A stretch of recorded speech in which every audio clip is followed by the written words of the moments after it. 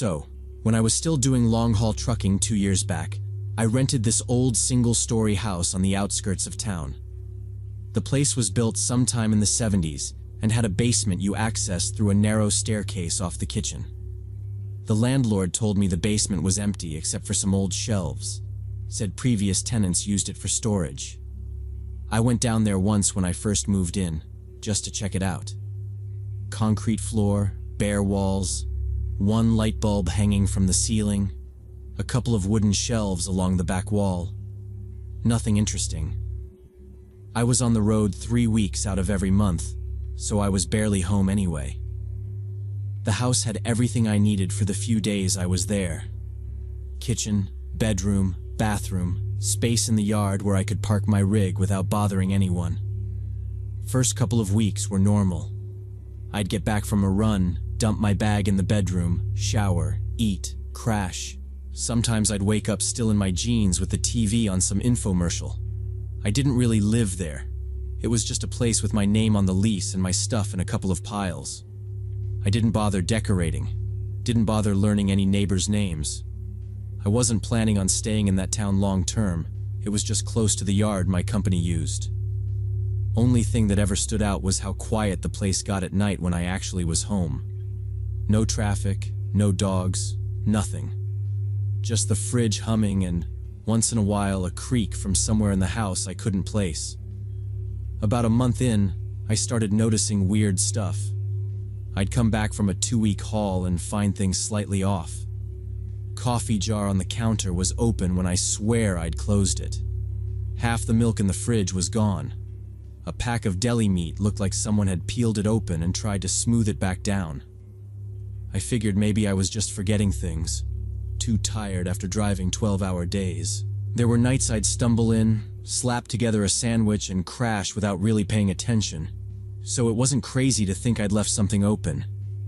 I didn't like the idea that I was getting that sloppy, but it was easier to blame myself than think about somebody else being involved.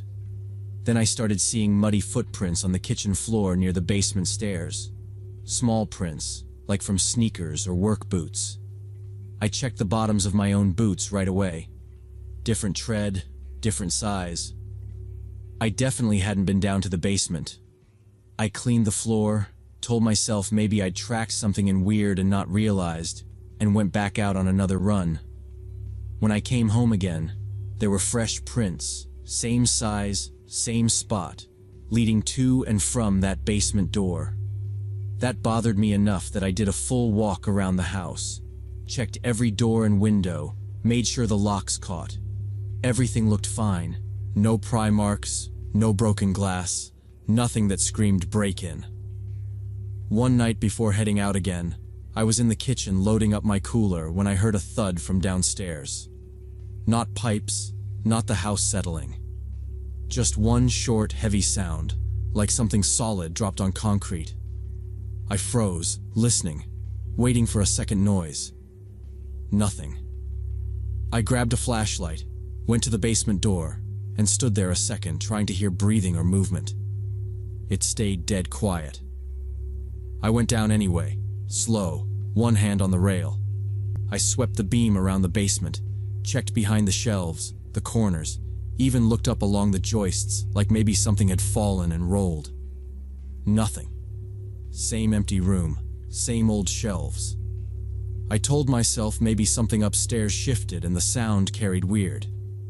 It was late, and I still had miles to drive the next morning. I didn't push it. Next time I came back, it was after 3 weeks on the road. I was thinking about a cold beer and leftover pizza the whole last hour of the drive. I opened the fridge, grabbed the beer, and then just stopped. The pizza box was gone. I knew I'd left half a pizza in there. I live off leftovers between runs. I don't forget about pizza. I checked the trash in case I'd tossed the box before leaving and just forgotten, but the bag was still tied up the way I'd left it, and there was no box inside. The milk was low again too, way lower than it should have been. That little excuse in my head about being forgetful started to feel stupid. I shut the fridge, walked straight to the basement door, and looked down. There was dried mud on the linoleum and fresh mud on the first few steps, like someone had gone up and down them while I was gone. Not old smears either. Clear, defined prints. I didn't call anyone because I didn't hear anything down there, and I needed to know what I was dealing with before I started sounding crazy. I went to the back door, grabbed a tire iron from my toolbox, and came back to the stairs. I opened the basement door as quietly as I could and started down, tire iron in one hand, flashlight in the other. I didn't yell or say anything. If someone actually was down there, I didn't see a reason to warn them. The flashlight beam swept across the concrete floor, then along the walls and shelves. At first, it looked like the same empty room from when I'd moved in. Then I stepped past the end of the shelving unit and saw the corner behind it. A blanket, rolled up but clearly being used, not just tossed there. Plastic water bottles lined up neatly against the wall. A plastic grocery bag stuffed with empty food wrappers and my pizza box folded flat inside. Someone had been staying down there, timing it for when my rig wasn't in the yard. Someone had been living in my basement while I was away. I did not touch anything in that corner. I backed away, kept the flashlight on the blanket like it might move, and went up the stairs. In the kitchen, I shut the basement door, turned the lock, and dragged a chair in front of it. Then I grabbed my phone and called my landlord. I told him someone had been staying in the basement, and I needed him over right away. He asked if I was sure. I said there was a bed and trash. He told me to get outside and call the police, said he was already in his car. I slipped my boots back on with shaking hands and walked out to the yard behind the house. I called 911 next and told the dispatcher I thought someone had been living in my basement and might still be around. She told me to stay outside, away from the doors, and wait for officers. I stood in the yard with my keys and the tire iron and watched the driveway. The first patrol car pulled in about 20 minutes later, and my landlord rolled up right behind them. He got out asking if I was okay, but I just pointed at the back door and let the officers go inside ahead of us.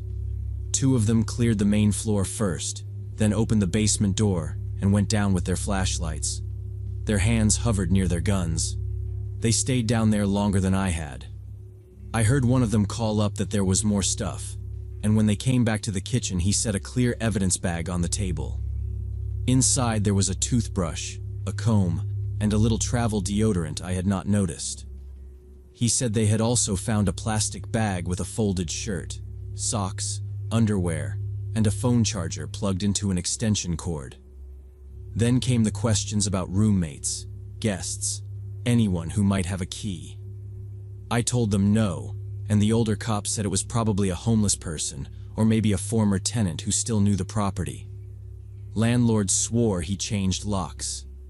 One of the officers asked if there was any other way into the basement, and my landlord mentioned the little window that faced the backyard. We walked around and the younger cop crouched in front of it with his flashlight. The glass was fine, but he pressed on the frame and it slid open a few inches. He said the inside latch was broken clean off and pointed out scuff marks along the sill. If you were skinny, he said, you could slide it up from outside and crawl in while the house stayed quiet.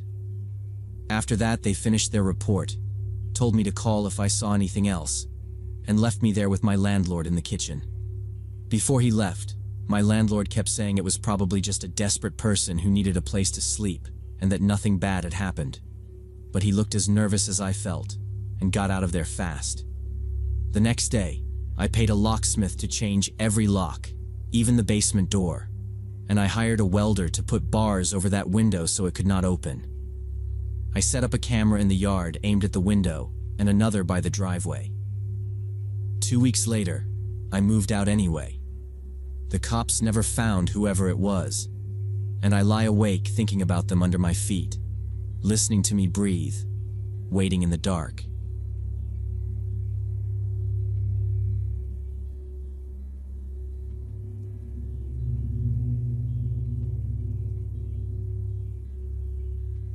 When I was in 8th grade, my parents had just separated, and I was living with my mom in a small townhouse.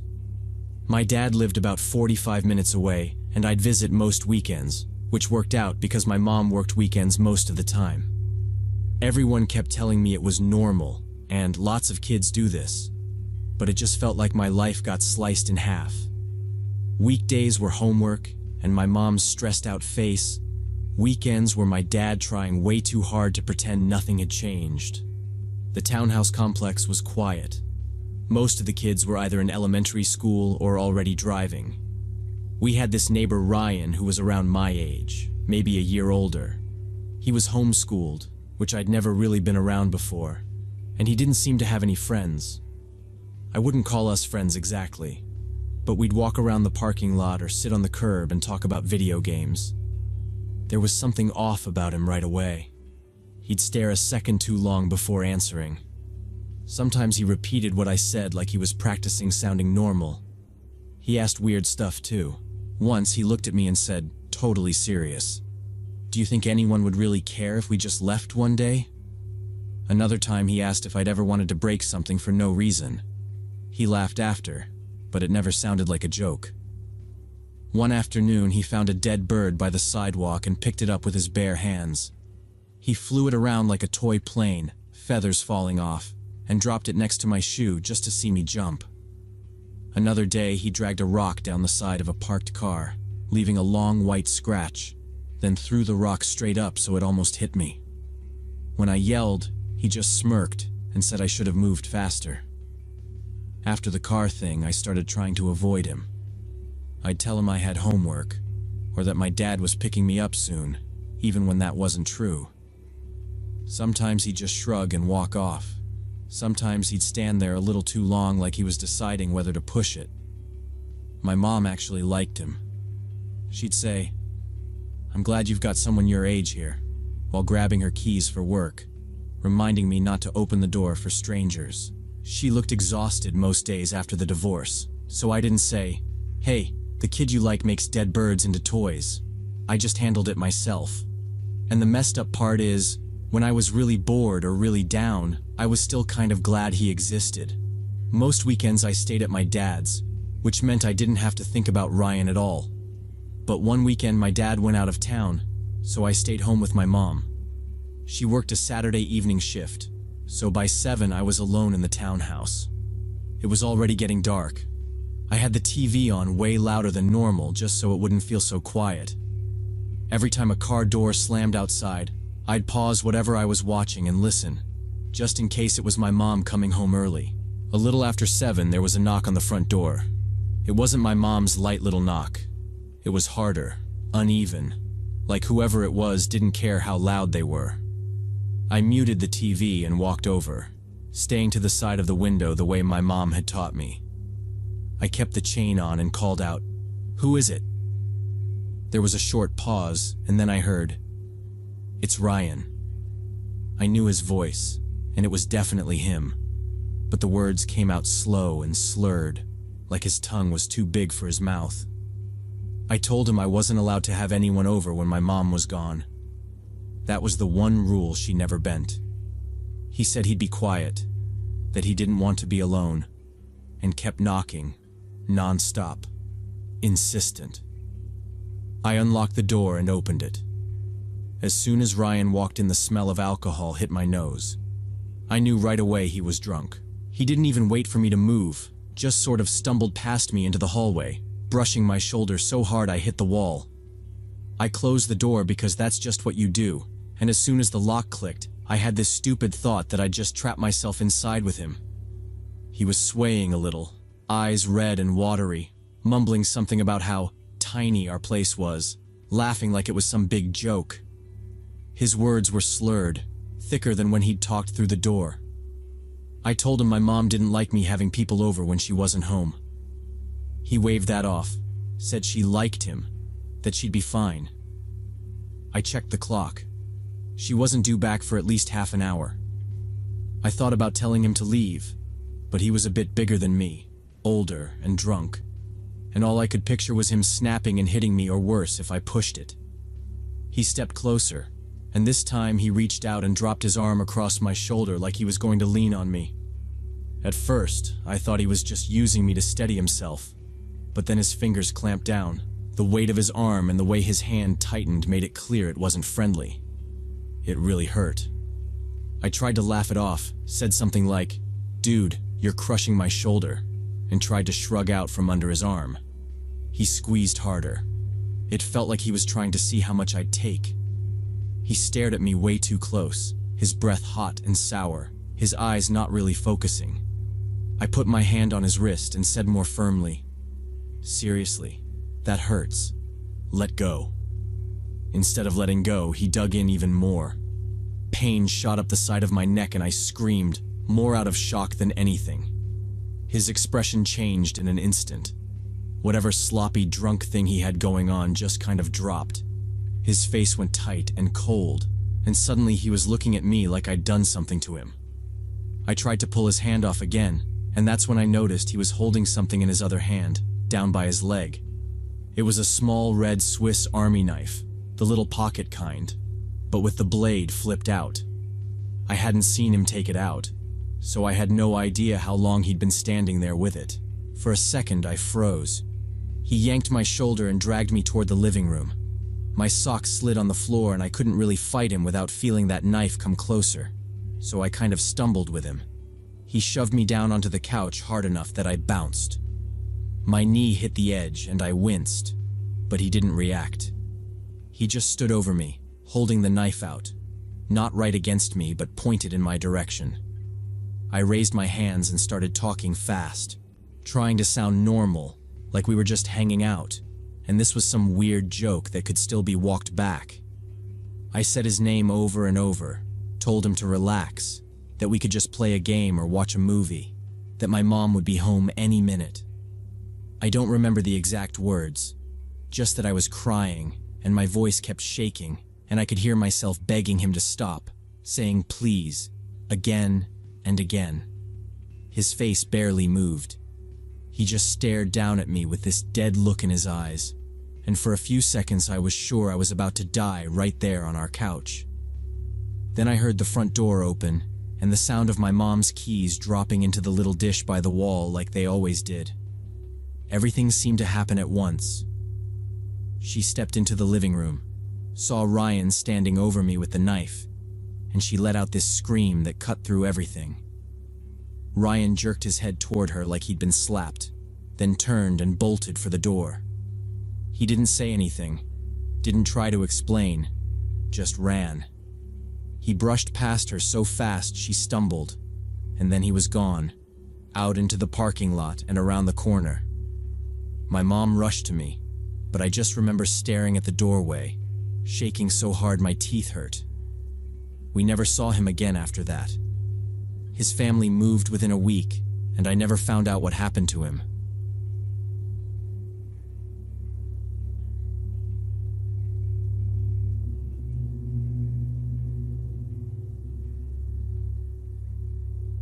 I work as a manager at a motel on the outskirts of a small town in Iowa. It's a quiet place next to the highway, and most of our guests are truckers and families traveling cross-country. I live alone in a rented apartment 3 blocks from work. 2 years ago, my ex-boyfriend started stalking me after we broke up, so I changed cities twice before settling here. I don't have dogs because of allergies, but I installed a doorbell camera and extra locks. My apartment is on the 2nd floor of an old building, and the windows face an abandoned industrial zone, a former textile factory that closed about 10 years ago. All that's left are empty buildings and an overgrown parking lot that local teenagers sometimes use for meetups. The area is pretty dead most of the time, which is exactly why I chose this apartment. I wanted somewhere quiet and out of the way. Most days are repetitive in a way that used to bother me, and now just feels safe. I walk to the motel, do my shift, deal with broken key cards and noise complaints, come home, heat something up, double-check the locks, scroll my phone, sleep. At work, I'm around people without really being with them. At home, it's the opposite. Just me, my phone, and the live view from the doorbell camera. I know that probably sounds paranoid, but after my ex followed me between cities and showed up at places he had no way of knowing about, routine and cameras are what let me relax enough to function. The factory across the street is part of that routine, just scenery. When I first moved in, I watched it more, trying to decide if it was actually as abandoned as it looked. I saw a couple kids go in to spray paint once, a guy dump a beat-up couch near the loading docks, a group of teenagers with music too loud on a Saturday night. Nothing that felt like my problem. Over time, it turned into background. I kept my blinds mostly down so nobody on that side could see into my living room and maybe decide I was their problem. The incident happened late Sunday evening. I came home from my shift around 11 at night and decided to check the mail in the box on the first floor. I was tired and annoyed about a bus tour that had shown up without reservations. I remember thinking only about schedules and laundry. Walking out of the building, I noticed a dark pickup truck driving slowly down the street. It turned around at the end of the block and came back, this time pulling into the parking lot of the abandoned factory across from me. Usually people dump construction waste there, old furniture, boards, chunks of drywall. City crews pretend not to see it because the real dump is 20 miles away. The truck sat for a second with its lights off. Then the driver door opened. The guy was big, broad shoulders, wearing a dark hoodie and a baseball cap. From where I was, I couldn't see his face, just his outline in the streetlight. He went to the bed of the truck and hauled a big duffel bag over the side. It looked heavy. Instead of throwing it over his shoulder, he dragged it. I could hear the fabric scraping over the asphalt as he pulled it toward the loading dock entrance. He had to stop halfway to shift his grip.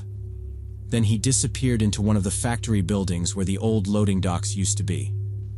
Normally, I don't pay attention to stuff like this. The whole point of living there was minding my own business. But something felt wrong this time.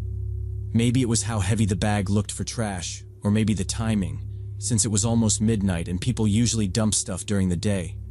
Maybe it was just the way he moved, fast but not rushed, like he'd done this before.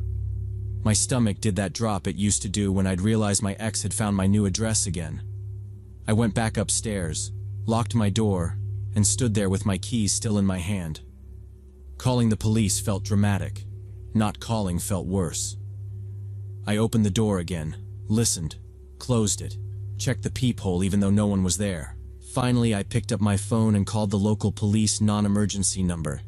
I told the dispatcher my name and that I lived across from the old textile factory.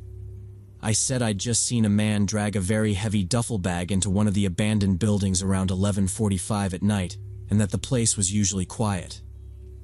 The dispatcher asked a few questions about the truck, the direction he'd gone, whether I'd heard any yelling or shots. I told her no.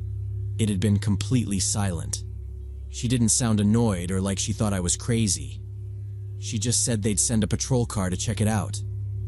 When I hung up, my hands were shaking a little.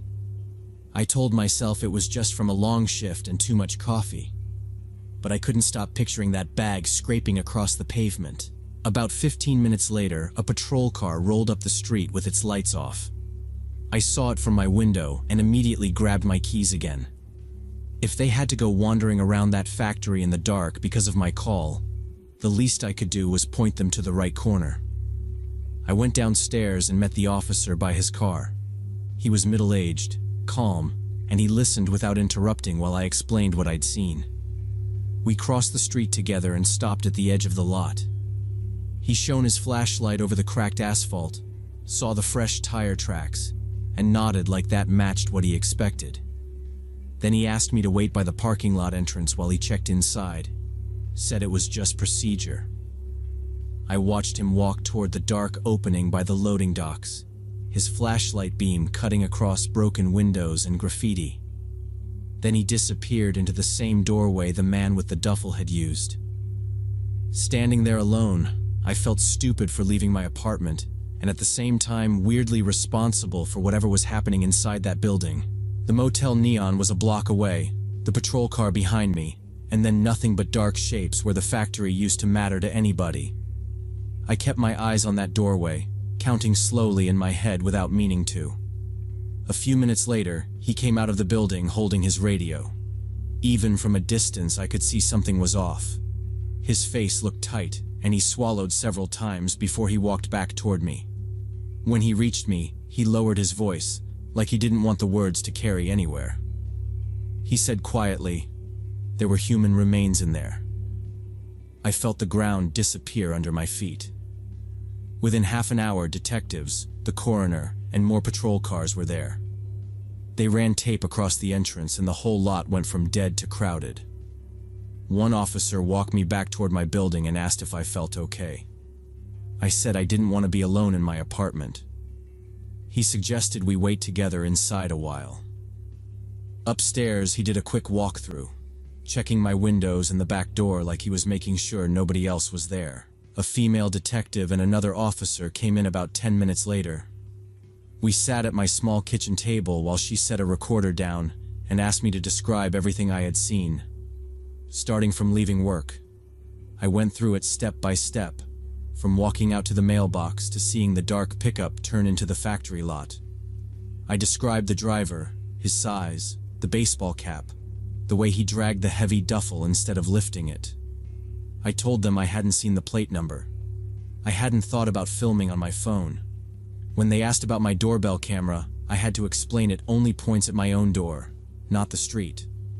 One officer said he would check nearby businesses for cameras, but we both knew there isn't much around. Then another officer mentioned the body had been under old tarps by the loading dock. He looked regretful saying it there. They didn't tell me the victim's gender, age, or cause of death. One of them only said the remains were fresh, and probably hadn't been there more than a few hours when I called. That stuck with me, picturing someone driving a body over while I was still wiping counters at work. It made the factory feel personal and close.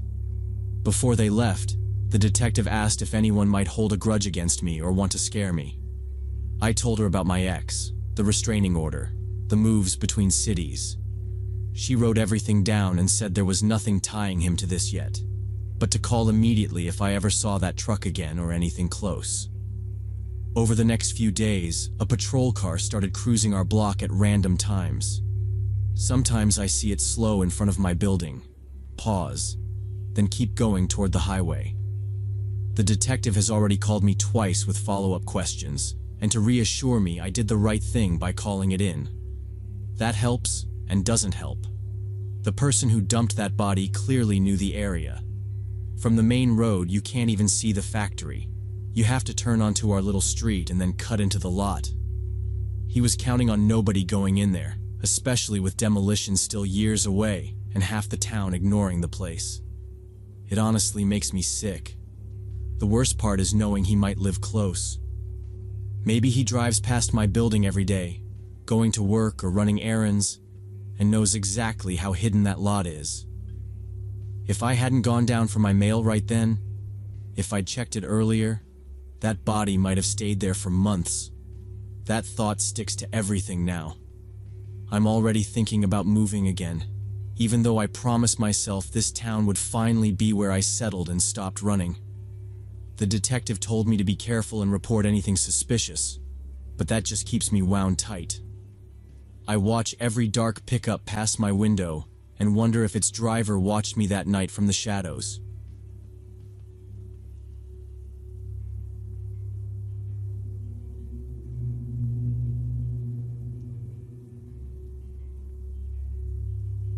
I was working as a night security guard at a warehouse when I was 24 and renting a cheap studio in an old apartment complex.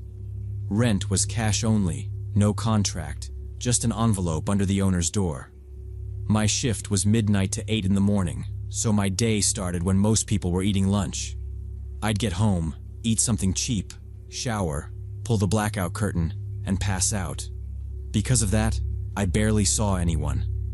I knew there were some tenants from the noise, but I couldn't have picked them out in a crowd. The building itself was half empty. Out of 12 apartments, maybe 4 or 5 had people in them. Names on mailboxes changed or disappeared. Lights would show up in a window for a week, and then never again. The first month there was calm.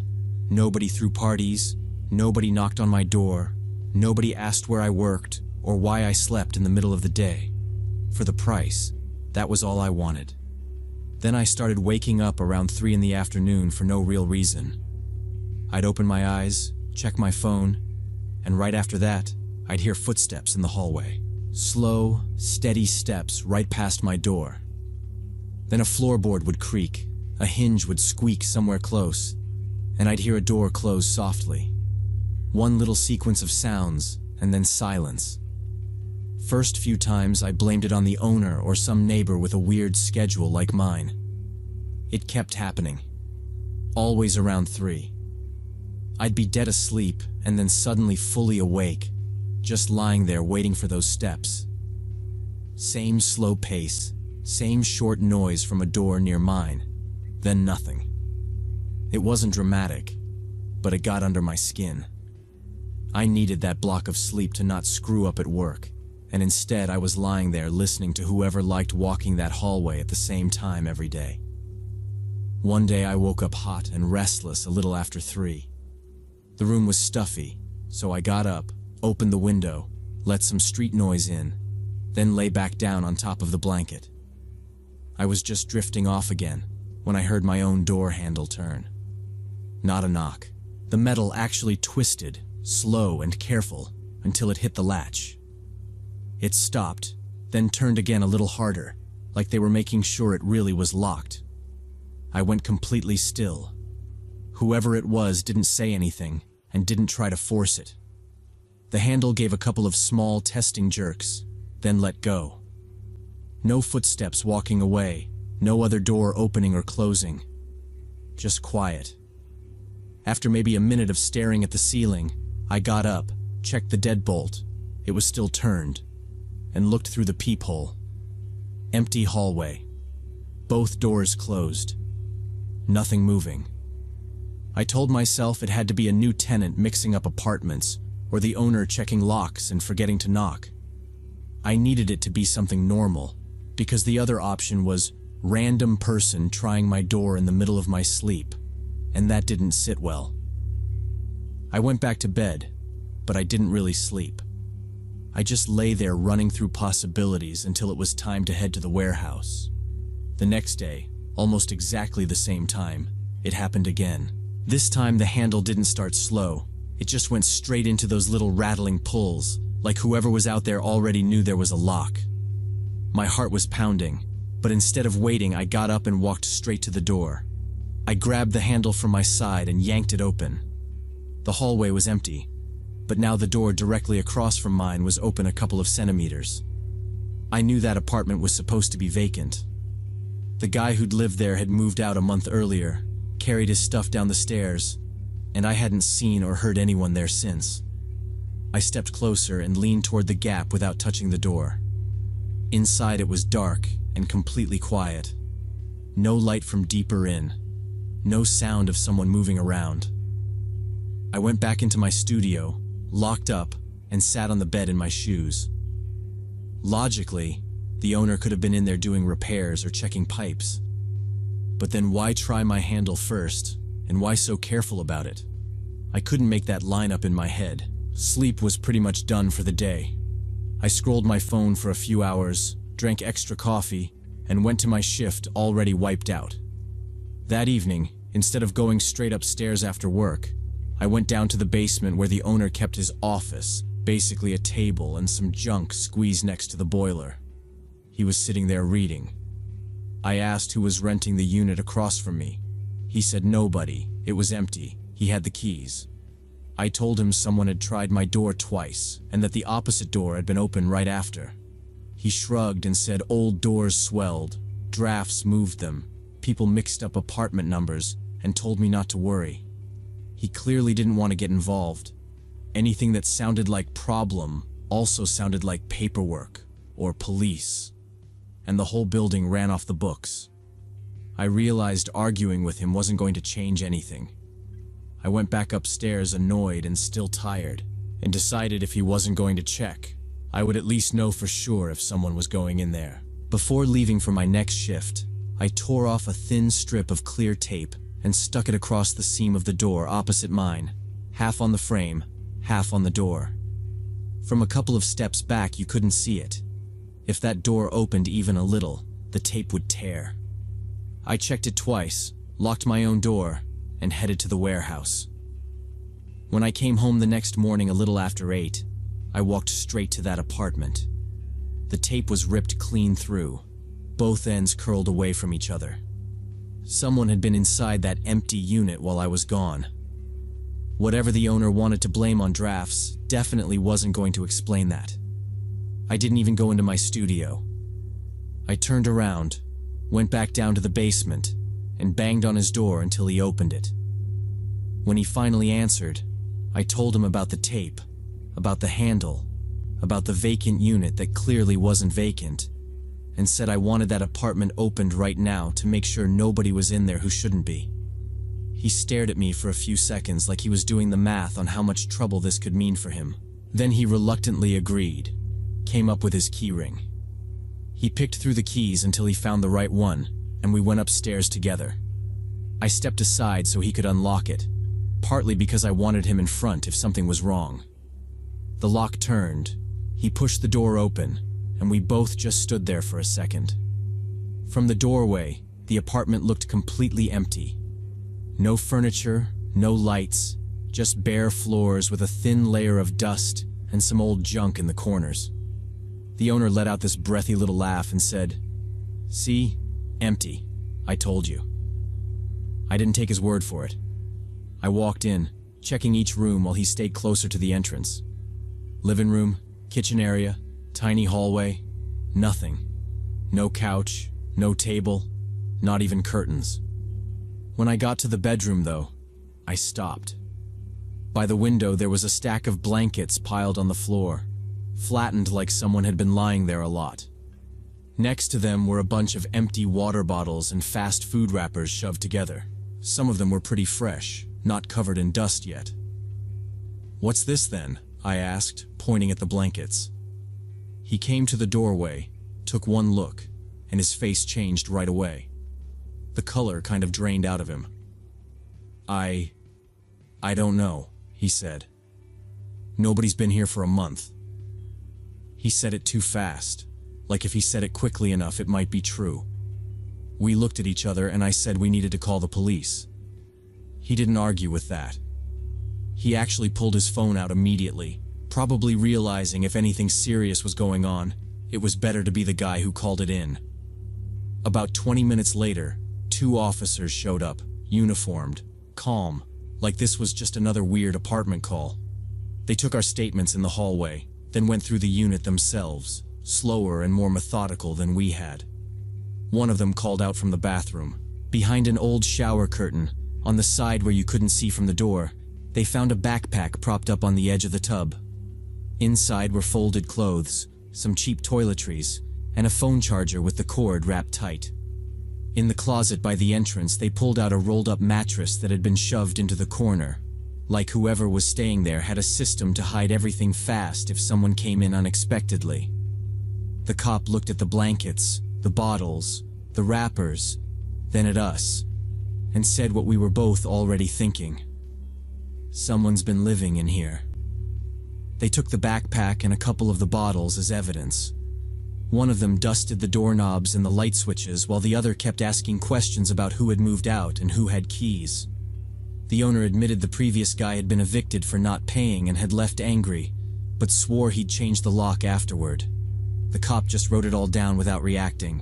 Before they left, they said they'd try to pull prints, check cameras in the area, and talk to other tenants in case anyone had seen someone using the fire escape or slipping in and out. I didn't wait for any of that. I stayed 1 more week, just long enough to find another place and move what little I owned. Every creak in that hallway, every time I heard someone on the stairs, I kept thinking about that stack of blankets facing my door. As soon as my last box was out, I handed the keys over and didn't look back. I told myself I was being rational, not paranoid. I worked nights, I slept alone, and I couldn't afford to lie there every day wondering who was on the other side of the wall. A few days after I moved, the owner called me. I almost didn't pick up, but curiosity won. He sounded nervous and rushed. He said the police had found the guy. Turned out it was exactly who they suspected. The former tenant from across the hall, the one who'd been evicted. According to the owner, he'd come back using the fire escape, gotten in through a window the latch didn't fully catch on, and then used a spare key he'd copied before the eviction to keep coming and going. They'd arrested him after catching him on some nearby camera and matching his prints in the unit. The owner tried to make it sound like none of it was personal. He said the cops told him the guy wasn't paying attention to me or anyone else. He was just hiding out where he felt safe, treating the place like it was still his. He didn't care about you, the owner kept saying, like that was supposed to relax me. He was just staying off the radar. I said, yeah, a few times, thanked him for letting me know, and hung up. It didn't make me feel any better. If anything, it made the whole thing stick in my head more. I still think about it sometimes, especially when I wake up at some random hour for no reason. I picture him across that narrow hallway in the dark, lying on his blankets, listening. I wonder how many days he stood right at my door with his ear near the wood, hearing me shift around or snore. How many times he watched me through his peephole as I locked up and headed to work, or came home half asleep and didn't even glance at his side. The police said he probably thought the apartment was still his, that he was clinging to it like some kind of delusion. But I keep going back to that torn tape and the slow, careful way the handle turned in my lock. That wasn't someone confused about where they lived. That was someone checking to see if I was home.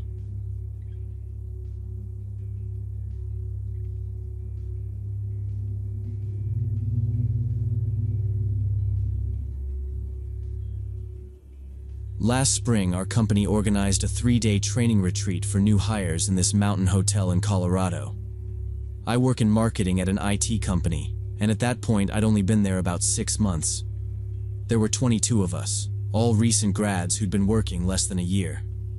HR kept talking about bonding and investing in young talent, and we all nodded and tried to look enthusiastic. The hotel had 2 buildings, a newer one with the conference rooms and restaurant, and an old building that used to be some kind of sanatorium back in the 30s. Me and 2 girls from my marketing team, Ashley and Jen, got assigned to the old building, 3-person room on the 4th floor. 2 guys from accounting were in the room next to ours. During check-in, the coordinator joked about the history, but they also mentioned the place didn't have modern safety systems. That's when they told us the doors in the old building had to stay unlocked at night in case of fire alarms, since the wiring was sensitive and maintenance was still working on it. Patricia, our manager, said it was fine. They had security. None of us wanted to be the person who pushed back, so we just exchanged looks and went along with it. The first 2 days were normal corporate stuff. Trust exercises, icebreakers where you say your fun fact, a long presentation about our product roadmap, and then evening drinks at the bar. It was boring and kind of fun at the same time. We were all getting along pretty well, trading stories about college and making the kind of surface-level friendships you make at these things. By the second night, I remember thinking, okay, this isn't so bad. The old building was a little off, but in a way we laughed about. The elevator was slow, the hallway lights buzzed, and the 4th floor smelled faintly like hospital disinfectant. Ashley kept calling it the murder floor, then would immediately say she was kidding. Nothing actually happened, so it stayed a joke. On the 3rd night, everything changed, and I still can't explain what happened. That night we stayed at the bar later than we meant to. Marketing had won some dumb team challenge, and Patricia bought our table around. I know it was after midnight when the 3 of us walked back across the parking lot to the old building. We were tipsy, but not wasted, just tired from 2 full days of smiling and paying attention. Back in the room, we got ready for bed and left the door unlocked like they'd told us. Jen took the bed by the window, Ashley was by the door, and I was in the middle. Ashley set her alarm for 7. We turned off the lights, made a couple of jokes about Patricia catching us hungover in the morning, and then it went quiet. I fell asleep fast. It was around 4 in the morning when I woke up to our door opening. It was a soft sound, but clear enough. Handle turning, latch clicking, then the door moving. I didn't sit up. I just froze and listened. We'd been told to keep doors unlocked, and my first thought was that it was Patricia doing a late check after the party. Instead of footsteps coming into the room, I heard them go straight into our bathroom. Solid, normal footsteps, maybe 2 or 3 of them, and then the bathroom door closed. No light came on. I could see both Ashley and Jen in their beds, silhouettes under the blankets. All 3 of us were accounted for in the room, so whoever had just gone into our bathroom was not supposed to be there. I stared at the bathroom door and waited. I expected to hear the toilet, the sink, something, but there was nothing. No water, no movement, no door opening again. I tried to count in my head and got to what felt like a couple of minutes. My heart was pounding so hard it made my breathing loud. I reached over and shook Ashley's arm. She made a complaining noise, but I whispered her name and put my finger to my lips. When she focused, I just pointed at the bathroom. Her face changed immediately. She knew Jen was behind me and she knew we were all in the bedroom. Ashley swung her legs out of bed, grabbed her phone, and nodded. She reached up and flipped on the overhead light while I moved toward the bathroom. On that unspoken 3-2-1, we yanked the door open fast, bracing ourselves to find some drunk coworker who'd wandered into the wrong room. The bathroom was empty.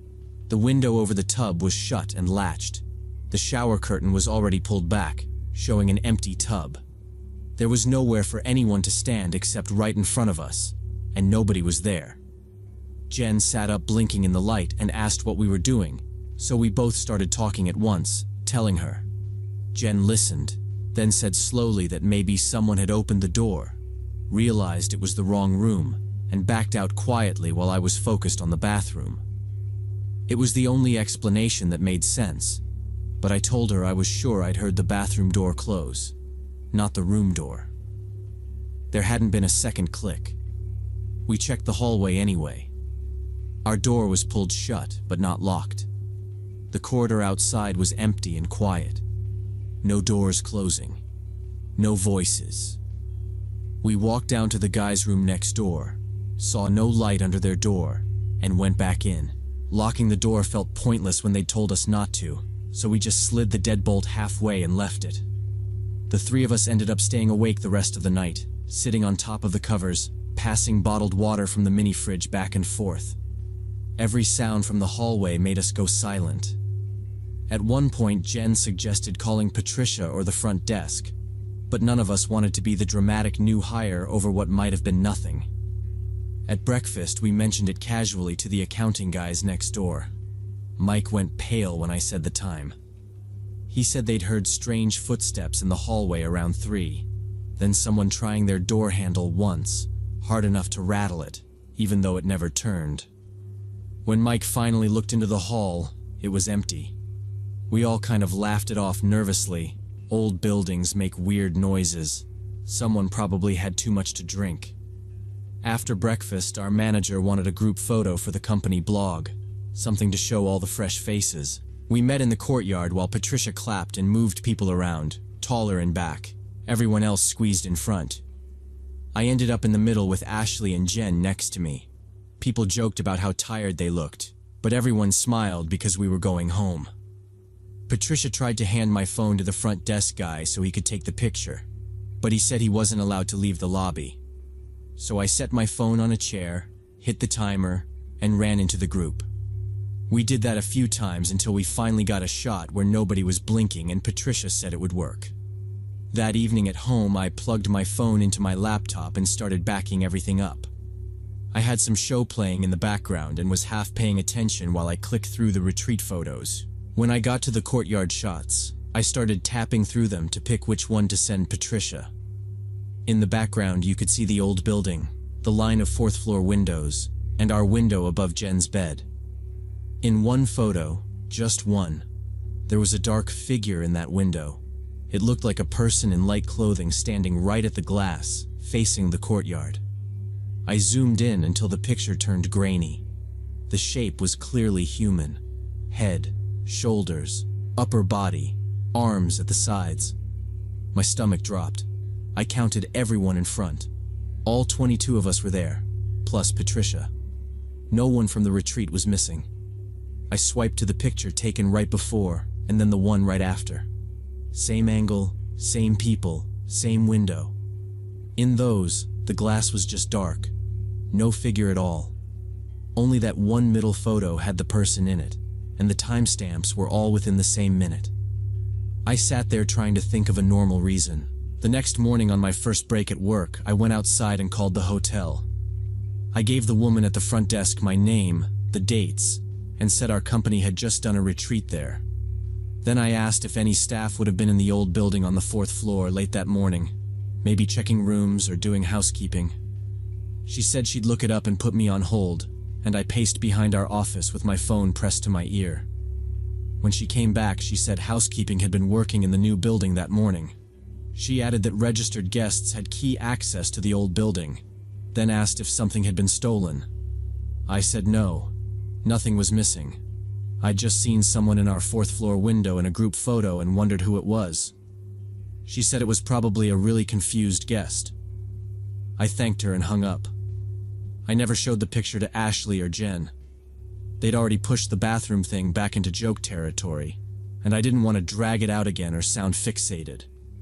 I saved the photo in a folder, but some nights I open it and flip between the shots, thinking about that unlocked door, the history of the old sanatorium building, and the fact someone was in our room while we thought everyone was outside. I don't know who was standing at that window or why they were watching us, and I'm just glad we only stayed 3 nights.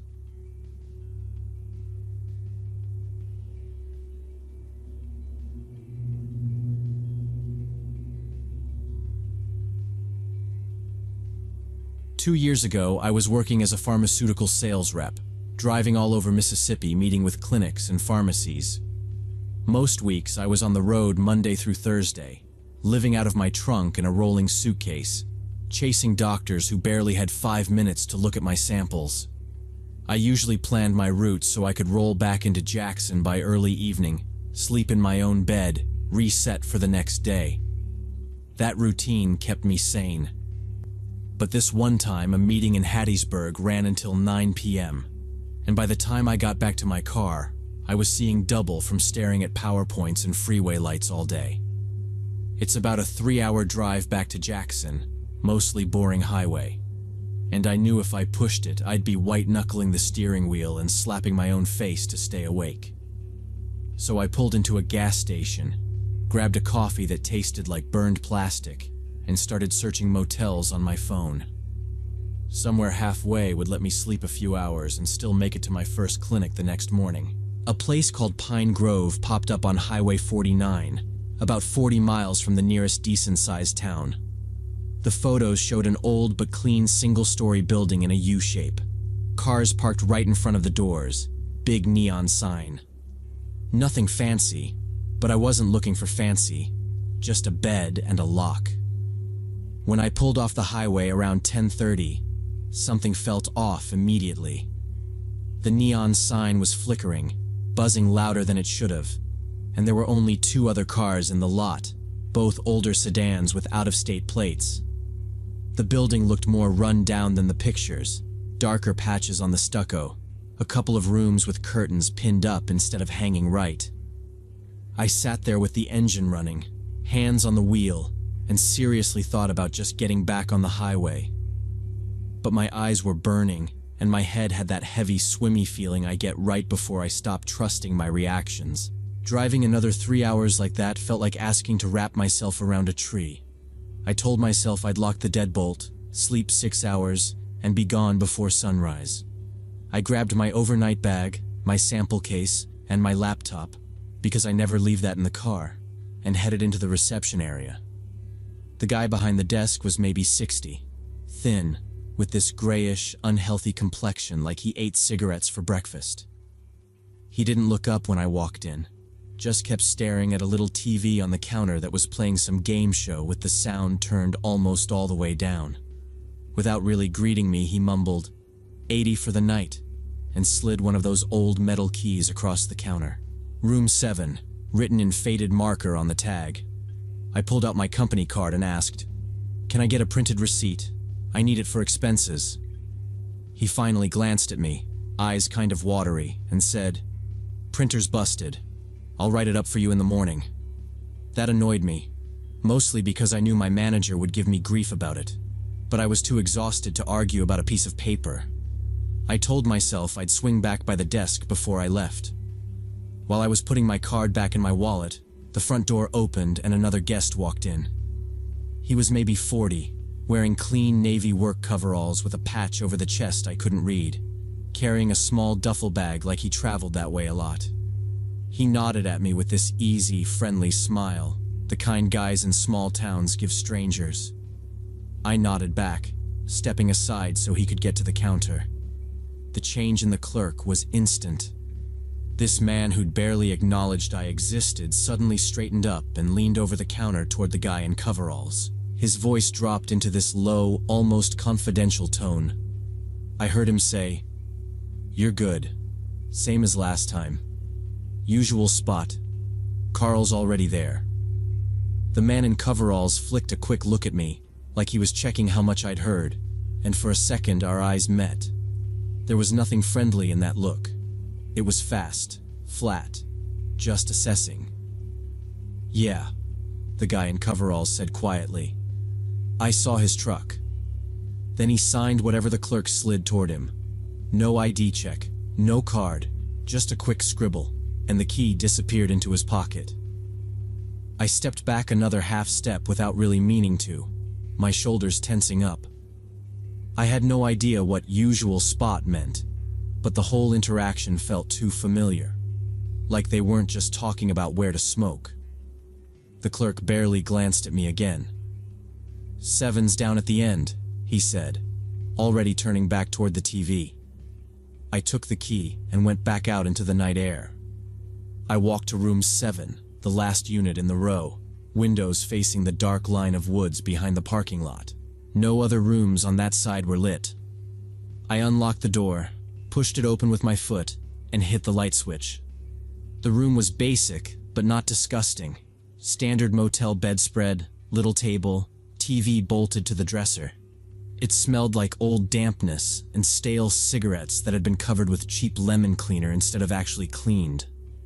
I locked the deadbolt and the chain out of habit, dropped my bag on the bed, and kicked off my shoes.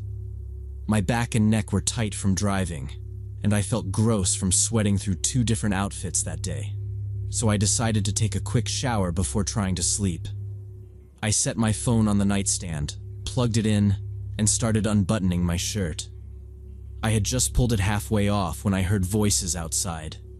Male voices, not loud, but clear enough to cut through the wall.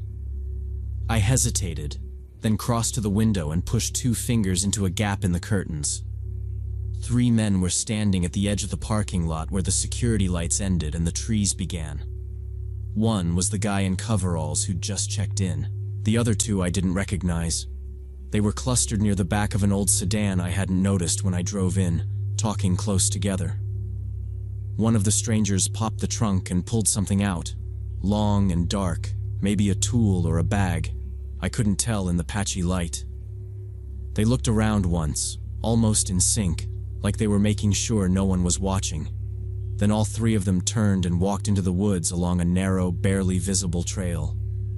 I checked my watch. 11:40 p.m.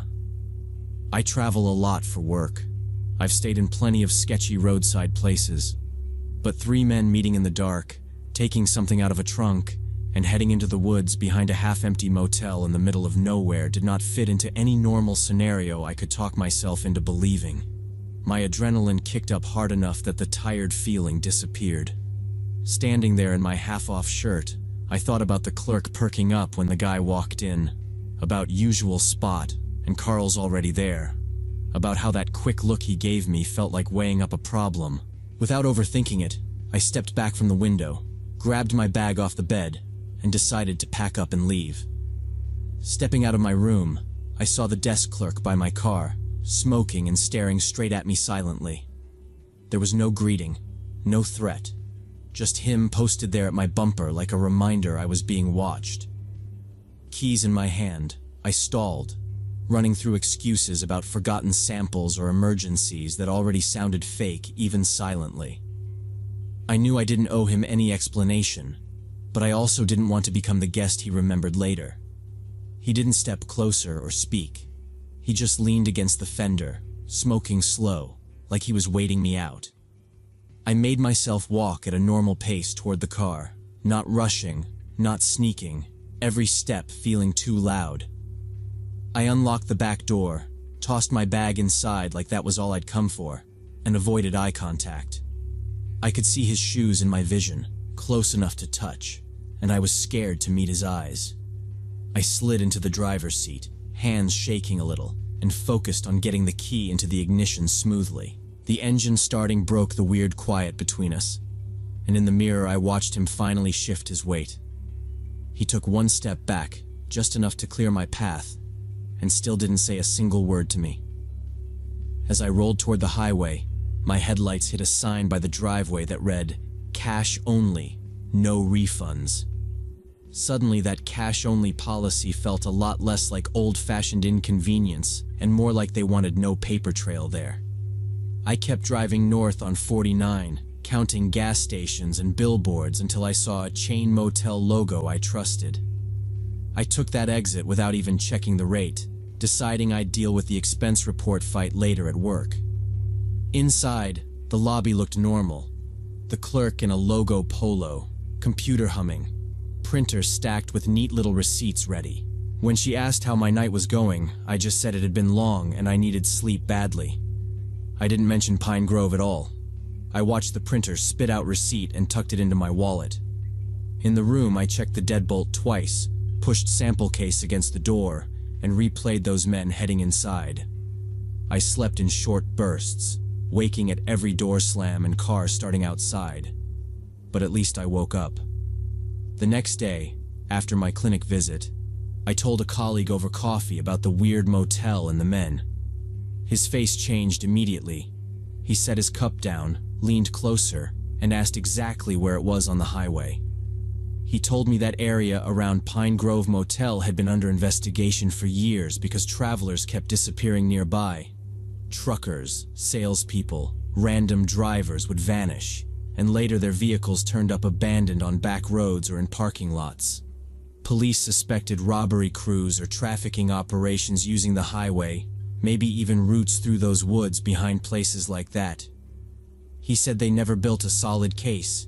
Too many jurisdictions and missing people no one realized were gone then. He added that most reps quietly avoided that stretch now, choosing longer drives over cheap motels that felt slightly wrong.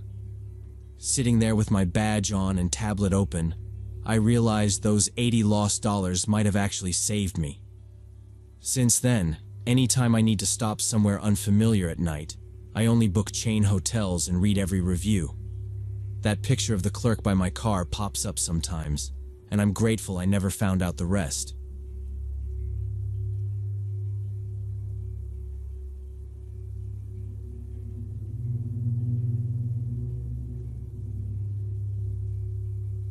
So when I was 23, me and two buddies from college, Mark and Daniel, we were super into geocaching. Every weekend we'd drive somewhere new looking for hidden caches other people planted in forests, parks, abandoned buildings. I was working my first full-time job as a junior graphic designer back then, and by Friday my brain always felt fried from staring at layouts, so getting out into nature felt like the only thing keeping me sane. Mark worked in IT, Daniel was still finishing grad school, and none of us were exactly outdoors experts, but we thought we knew what we were doing. That summer we found these coordinates for a difficult cache deep in a national park in Montana, about 4 hours from our city. The description promised an epic adventure for experienced seekers, and of course we convinced ourselves that meant us. We spent the whole week sending each other messages about gear and stupid memes about getting eaten by bears. We checked weather, printed maps, marked the coordinates on 2 different apps, charged power banks, all that. It felt like a normal trip, just one more crazy drive before the next work week swallowed us again. We left early morning on a Saturday and got to the park entrance around noon. The ranger at the gate handed us a brochure and said something about most visitors staying near the lake area. We nodded, said we were going to a lookout trail, and didn't bother explaining we were following GPS instead of the regular paths. From there, we drove another hour on this beat-up dirt road into the forest. Last 15 minutes, the road was so narrow, branches scraped both sides of Mark's car. This old Subaru he loved more than his own health. By the time we finally parked at the trailhead, my back hurt from tensing every time the car tilted. When the engine cut off, it hit me how quiet it was. No highway noise, no distant boats, nothing. We hadn't seen other cars or people for over an hour, and there were no other vehicles at the tiny dirt pull-off, just our Subaru and a faded wooden sign with a trail name I didn't recognize. Mark made some joke about being the only idiots dumb enough to drive that far on a hunt for Tupperware in the woods. We laughed, but I remember checking the time and mentally calculating how long it would take to get back before dark if something went wrong. According to the map, the cache was 3 miles from parking, at an old abandoned fire lookout tower. We grabbed backpacks with water, snacks, a first aid kit, and a cheap walkie set Mark insisted on bringing even though we rarely used them. First hour on the trail was normal. We talked about work and evening plans, took photos for Instagram, argued about which one of us had the worst boss. The trail itself was obvious, a narrow line through the trees, and the GPS arrow sat pretty much dead on the route we expected. It felt like a regular hike, tiring but familiar. Somewhere around the midpoint, Mark, who was leading, slowed down and then stopped. At first I thought he'd spotted a deer or something. He just pointed off to the right, between the trees about 50 yards from us. There, standing still in a patch of brush, was a man in an orange vest like hunters or foresters wear. He had a cap pulled low, and I couldn't see his face clearly, just the bright vest and long sleeves. We waved at him automatically, because that's just what you do when you see someone in the middle of nowhere. He didn't respond. He didn't even raise a hand. He just stood there, facing us, not moving. Daniel yelled, "Hey man, how's it going?" And his voice sounded too loud in the trees. No reaction, no nod, no step toward us. After a couple seconds, it got awkward. Mark said maybe he was counting wildlife or doing something that required concentration. We shrugged it off and kept walking, trying to act like it wasn't weird. About 10 minutes later, the trail stayed more or less straight, and I happened to glance back. I froze for a second. The orange vest was visible again, but now only about 30 yards away and slightly to the left of the trail instead of the right. The guy was standing behind a thick spruce trunk with just part of his torso showing, half hidden like he didn't want to be fully seen. I couldn't make out his face at all this time, just the vest and a piece of his arm. I pointed this out to my friends and Mark frowned because we'd walked far enough down a straight trail that, unless he'd cut straight across the woods at a sprint, it was hard to imagine how he'd gotten from his first position to this one that quickly without us hearing anything. Daniel exhaled and said maybe it was a different person in similar clothing, that this was probably some work crew out in the area. It was a rational answer, but it didn't make the hairs on my arms go down. Something about the way the guy was half concealed behind the tree felt off, like he was pretending not to watch us while very obviously watching us. We continued but started looking back more often. No one said "stalker" out loud, but the mood shifted. Another 15 minutes and I spotted the orange vest yet again, this time on the right side of the trail, almost parallel to us. The person was moving between trees, not on the trail but through the underbrush, which was strange because the ground off-trail there was full of fallen branches and thick bushes. Walking through it would have been way harder than just using the path. I stopped and said, "He's over there now." And both Mark and Daniel turned to track where I was pointing. Mark pulled out his phone like he already knew what the result would be. No signal. We were too deep in the forest, bars completely gone. That seemed to bother him more than the guy himself. He kept watching the moving patch of orange between the trees, then said under his breath that if this dude needed something, he should just come over and say it. Daniel adjusted his backpack straps and said, more to reassure himself than us, that maybe it was a ranger patrolling the area, but why wouldn't he come out to the trail and talk to us? When we were about half a mile from the lookout tower, I saw him again, and this time he stood directly on the trail ahead of us, about 40 yards away. All three of us stopped at the same time. The man was average height, orange vest over a dark hoodie, but we still couldn't see his face because he stood at an angle and his head was covered by a cap with a big brim. His arms hung straight down. No backpack, no map, nothing in his hands. Mark raised his voice and called out, "Hey man, do you need help? Are you okay?" The way it came out, he was trying hard to sound casual. The man didn't answer. He didn't even shift his weight. Just stood there, turned a little away from us, like he was listening but pretending he wasn't. Daniel stepped closer to me and said under his breath, "I don't want to walk past him. I'm not squeezing by that guy." I remember saying, "Yeah, same," without even thinking about it. It felt like walking past a dog you're not sure is going to snap. We stood there maybe 2 minutes. It felt longer, but that might just be my brain filling it in later. The tower was close enough that the GPS said we were almost there, and part of me really didn't want to give up when we'd already come that far. But none of us took a step forward. Finally, the man slowly turned his body away from us, like he'd made some decision we weren't part of, and stepped off the trail to the left. The orange vest moved between a few thick trunks, and then just wasn't there anymore. No obvious crashing, no hurry, just gone. Mark blew out a breath and said louder than he needed to, "Okay, nope, I'm done. This is not worth it." That kind of snapped the spell. As soon as he said it, my stomach dropped in that way where you realize you've been tense the whole time. Daniel said, "Let's just go back.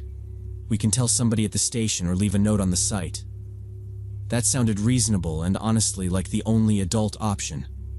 The cache was close, but it wasn't going anywhere. We turned around and started back, walking faster than before without anyone saying to hurry. On the way back, we saw the orange vest 3 more times. The first time he was behind us, barely visible between the trees when I glanced over my shoulder. I didn't say anything then, because Daniel already looked stressed, but Mark caught it too and gave me this quick, "You saw that, right? Look." The second time, the man was ahead of us again, farther off to the right, moving at an angle like he was cutting across toward another place on the trail. At that point, it stopped feeling random. It felt like he was choosing where to show up. Once he was close enough that I could see the vest better. There was dirt all over it and one pocket hung half torn off, like it had been snagged on something and never fixed. I could see the lower part of his jaw under the cap, pale skin with stubble, but his face stayed tilted down. We didn't stop anymore, and we didn't call out again. We just kept going, tighter together on the trail. Nobody said the word run, but our pace kept creeping up until we were almost jogging, trying not to trip while still putting as much distance between us and that vest as we could. When the trees opened up and I saw the trailhead sign and the back of Mark's Subaru, I felt my whole body loosen at once. We didn't take photos or talk about how crazy it was. We just moved straight to the car. Mark fumbled the keys once getting them out. We threw our backpacks in without caring where they landed, and as soon as we were inside, he locked the doors. Only after he started the engine and we got back onto the dirt road did anyone really breathe normally.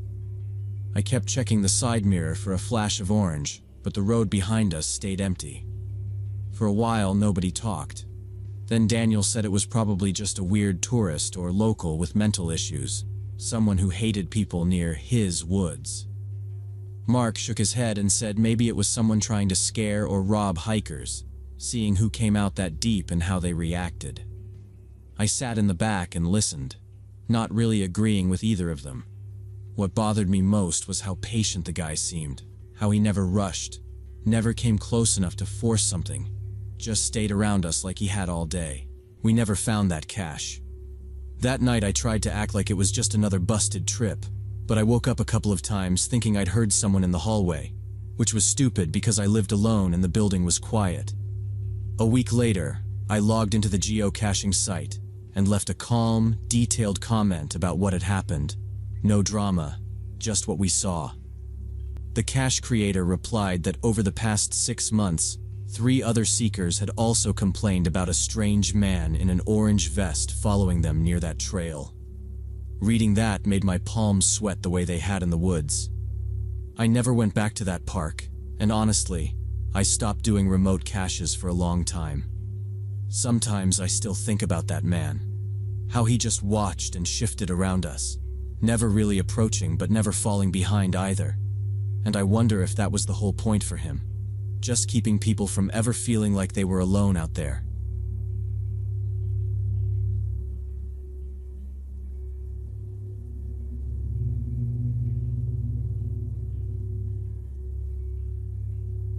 I've been working as an X-ray tech at St. Teresa Hospital for 6 years and got used to the rhythm of night shifts, quiet hallways, rare calls from ER, 3 a.m. vending machine coffee.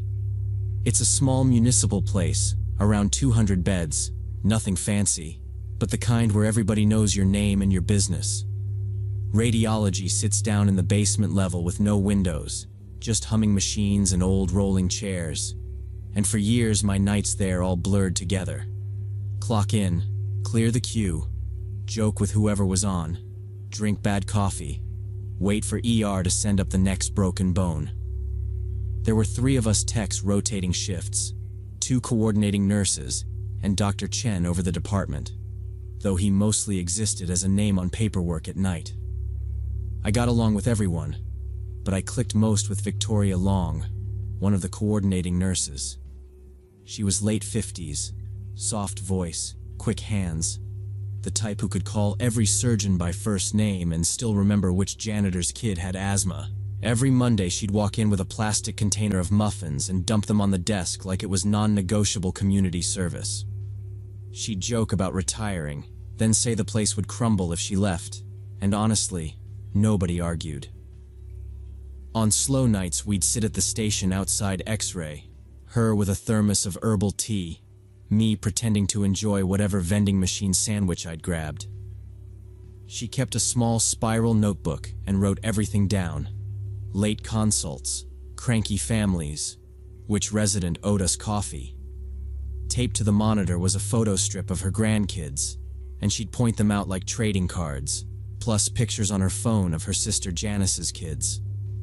If anything annoyed her, it was disorganization.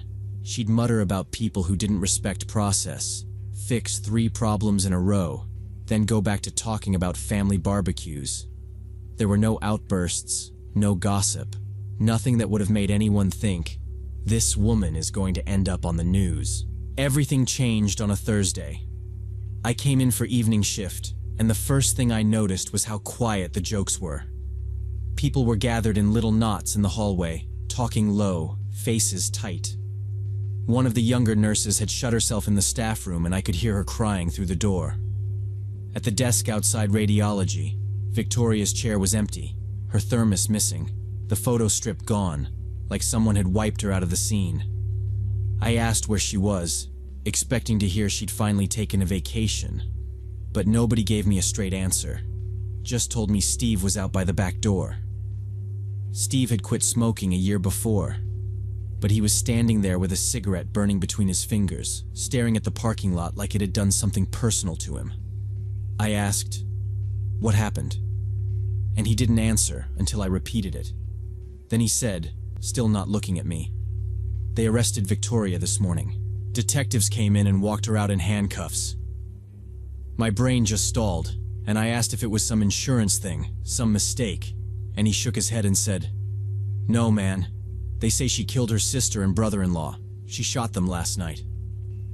I remember just staring at him, waiting for the punchline that never came. Steve kept talking, saying he'd heard the rest from somebody in administration who'd been on the phone with the detectives all morning. Their mom had died about 6 months ago, and Victoria and her sister Janice had been fighting over the inheritance ever since. Janice and her husband Roger were living in the house and, according to what Steve heard, refused to split the money or the place, claimed their mother wanted everything to go to them even though there was no will. Victoria had tried to do it the right way, lawyers, meetings, trying to just get her share and walk away. The detective said that last night she drove over there with a gun in her bag, shot Roger when he opened the front door, then went after Janice through the living room and into the backyard. Neighbors heard the screaming and the shots and called 911.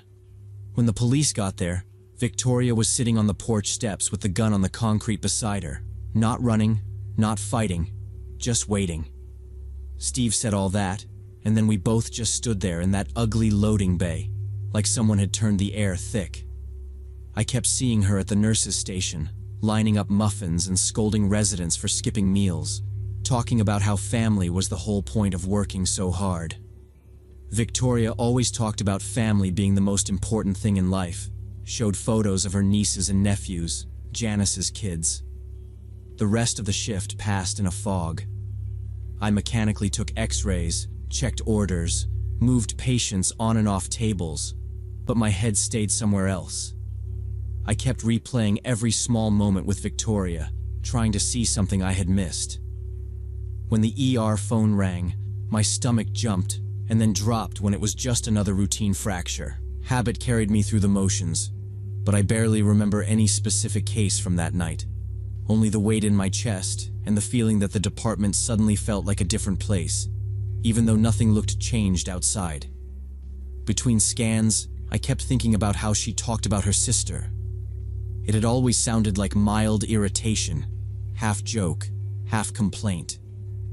She would sigh and say things like, "Janice is ignoring my calls again," or "Janice thinks everything should be her way." I usually just laughed, because everyone vents about relatives, and then I turned back to the console or whatever patient was waiting. Now those throwaway lines stayed in my head and would not go away. They were the same words, but they felt sharper, pieces of a conversation I had never bothered to hear back then. A month before all this, she came to shift with red, puffy eyes. At first, I thought allergies, but when she sat down, I could see that whole exhausted look people get after crying. She waved it off and said she had not slept because of family stuff. I offered to let her leave early, told her I could finish the queue alone, but she shook her head and said work helped her distract herself. She did everything right that night, just quieter. Around 2 weeks before the arrest, I walked into the break room for coffee and heard her on the phone. I stopped because her voice sounded different, clipped and cold. I remember her saying, "If you don't come to your senses, you'll regret it," in this calm, measured tone that made me back out before she saw me. I told myself she was talking to somebody from utilities or insurance, some faceless person jerking her around. I decided it was polite not to eavesdrop. Now I know I probably listened to the last fight between her and Janice about money. Next day, the hospital was buzzing. Administration sent a short email and then called a quick meeting, confirming Victoria's arrest and telling us not to talk to the press. Outside, news vans lined the curb, reporters waiting near every entrance, trying to catch anyone in scrubs. Local TV showed Janice and Roger's house under police tape, neighbors talking like they had seen this coming. They put Victoria's nurse photo beside a headline about killing her sister over inheritance. People here argued whether she had snapped or been pushed, or always had this in her. I just felt sick, replaying every sign I had ignored. About a week later, she appeared in court. Her lawyer claimed self-defense, but forensics said Roger was shot at the door with no struggle and Janice was shot in the back while running, so that story fell apart. The case blew up because she was a respected nurse, and cameras followed every hearing. At one hearing, they played security video from a neighbor, Victoria walking up to the house, calm, then sitting on the porch while police arrived. It looked planned, not a snap. The trial ended with the jury finding her guilty of first-degree murder, and the judge gave her 2 life sentences without parole. When they asked for a statement, she said, "I'm sorry it turned out this way." I watched the broadcast at work. Now, a year and a half later, I'm at St. Teresa. They hired another nurse, Ashley, younger than Victoria. No more Monday muffins. They moved her old desk, but I avoid that spot and picture her in a cell, not sure if she regrets it. When news shows another family killing over money, I see her blank courtroom face and think how little we know the people beside us.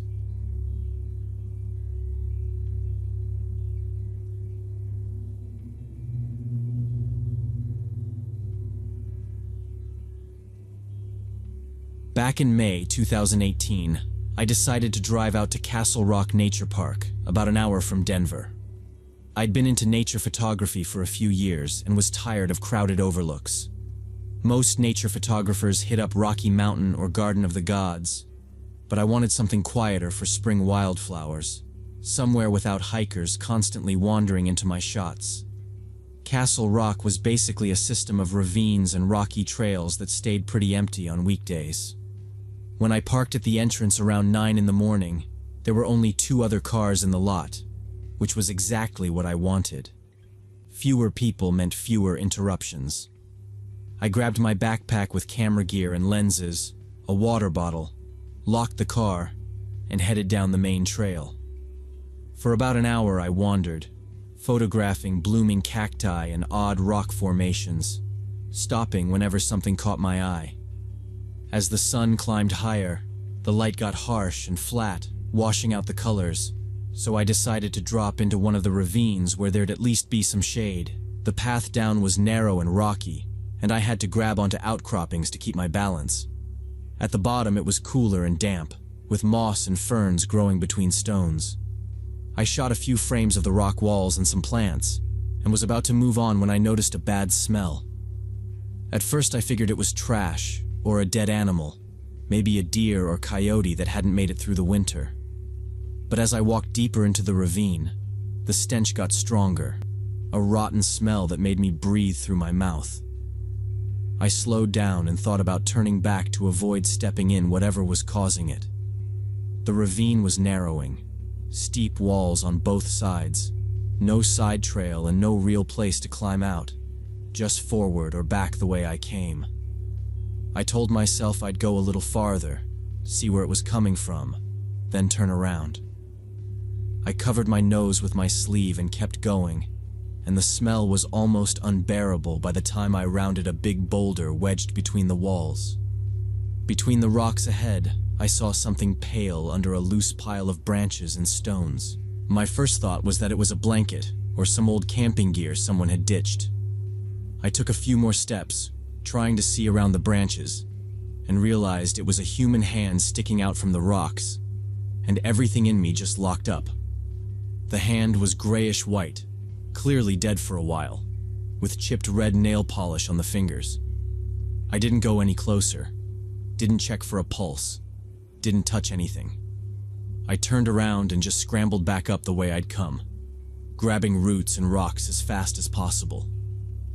By the time I reached the main trail and then the parking lot, my hands were shaking so badly I almost dropped my phone dialing 911.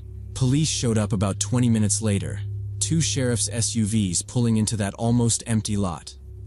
I walked them to the top of the ravine, pointed out where I'd climb down, and they told me to stay there while they went in with gloves and evidence bags. One deputy stayed beside me asking the same things on repeat. What time I'd arrived, whether I'd seen anyone else, if I'd touched the rocks or the hand, which I hadn't, until they finally taped off the trail and let me go. A couple weeks later, a detective called to say they'd identified her as Lauren Mitchell, 32, missing for 5 months. And hearing her name instead of just seeing a gray hand in the rocks made the whole hike replay in my head in a way I still can't shake. He said my 911 call gave them the opening they needed. Her boyfriend confessed a week after my hike and admitted he'd driven her out to Castle Rock, dragged her into that ravine, and covered her with rocks and branches, thinking no one would find it in such a rarely visited spot. I had to testify at the trial a year later, which meant reliving that morning in front of a courtroom full of strangers. The subpoena showed up in a plain envelope, and I knew what it was as soon as I saw the court seal. Walking into the courthouse, I kept telling myself I was just a witness who happened to find a body, that I hadn't done anything wrong.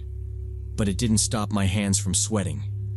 They sat me in a hallway until it was my turn, and a victim advocate quickly went over my statement and reminded me to say if I didn't remember something instead of guessing.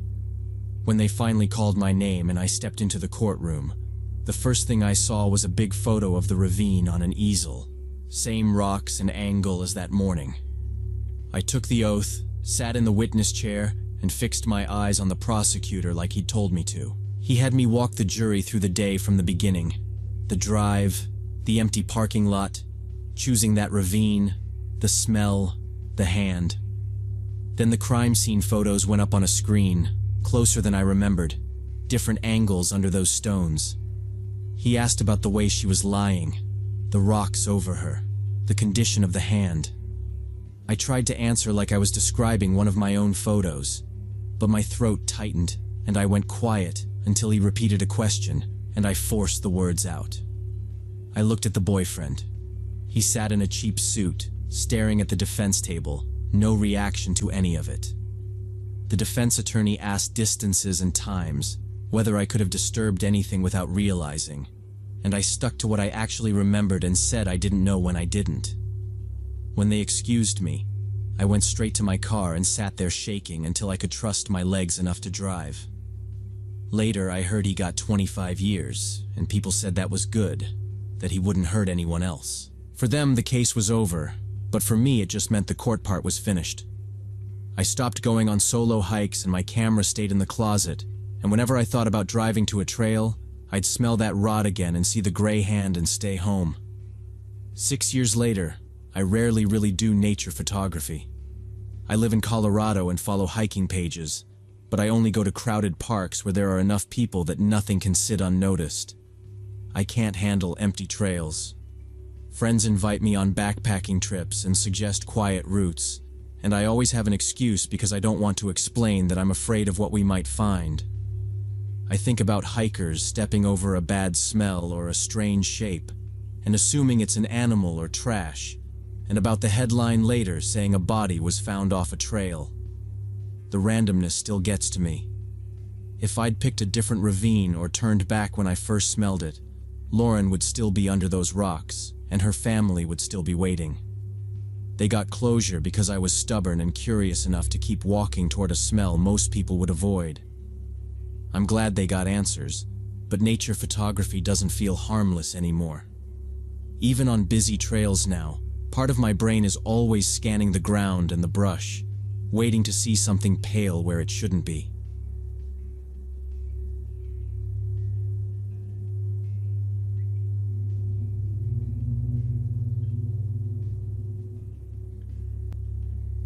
So when I was 29, I had this job as a night operator at a self-service car wash on the edge of town. The place was small, 4 washing bays, a tiny operator booth, and a payment machine shoved between them. I picked this job because I was taking online courses in graphic design, and the night shift gave me time to study between rare customers. My duties were simple: watch the cameras, reset the equipment if something glitched, help people with the terminal if it ate their cash, and once a shift, empty the money box in the main machine. My schedule was 11 p.m. to 7 a.m., 4 nights a week, which sounded miserable to most people but worked for me. Most nights were dead. A couple of guys with work vans around midnight, some random insomniac at 3, that was it. I'd sit in the booth with my headphones half on, one ear free so I could hear the lot, messing around with homework and drinking bad coffee from a thermos. The parking lot in front of the car wash was tiny, maybe 6 spaces, and behind it was just an empty lot with patchy gravel and weeds. Past that, a row of dark residential houses. Nothing dramatic, just quiet. The first night I noticed the white van. It was around 2 a.m. on a Wednesday. I remember because I had just finished helping a guy whose card wouldn't run in the terminal. He drove off. I went back into the booth, sat down, glanced at the monitor, and in the corner of the camera view, I saw headlights swing across the road.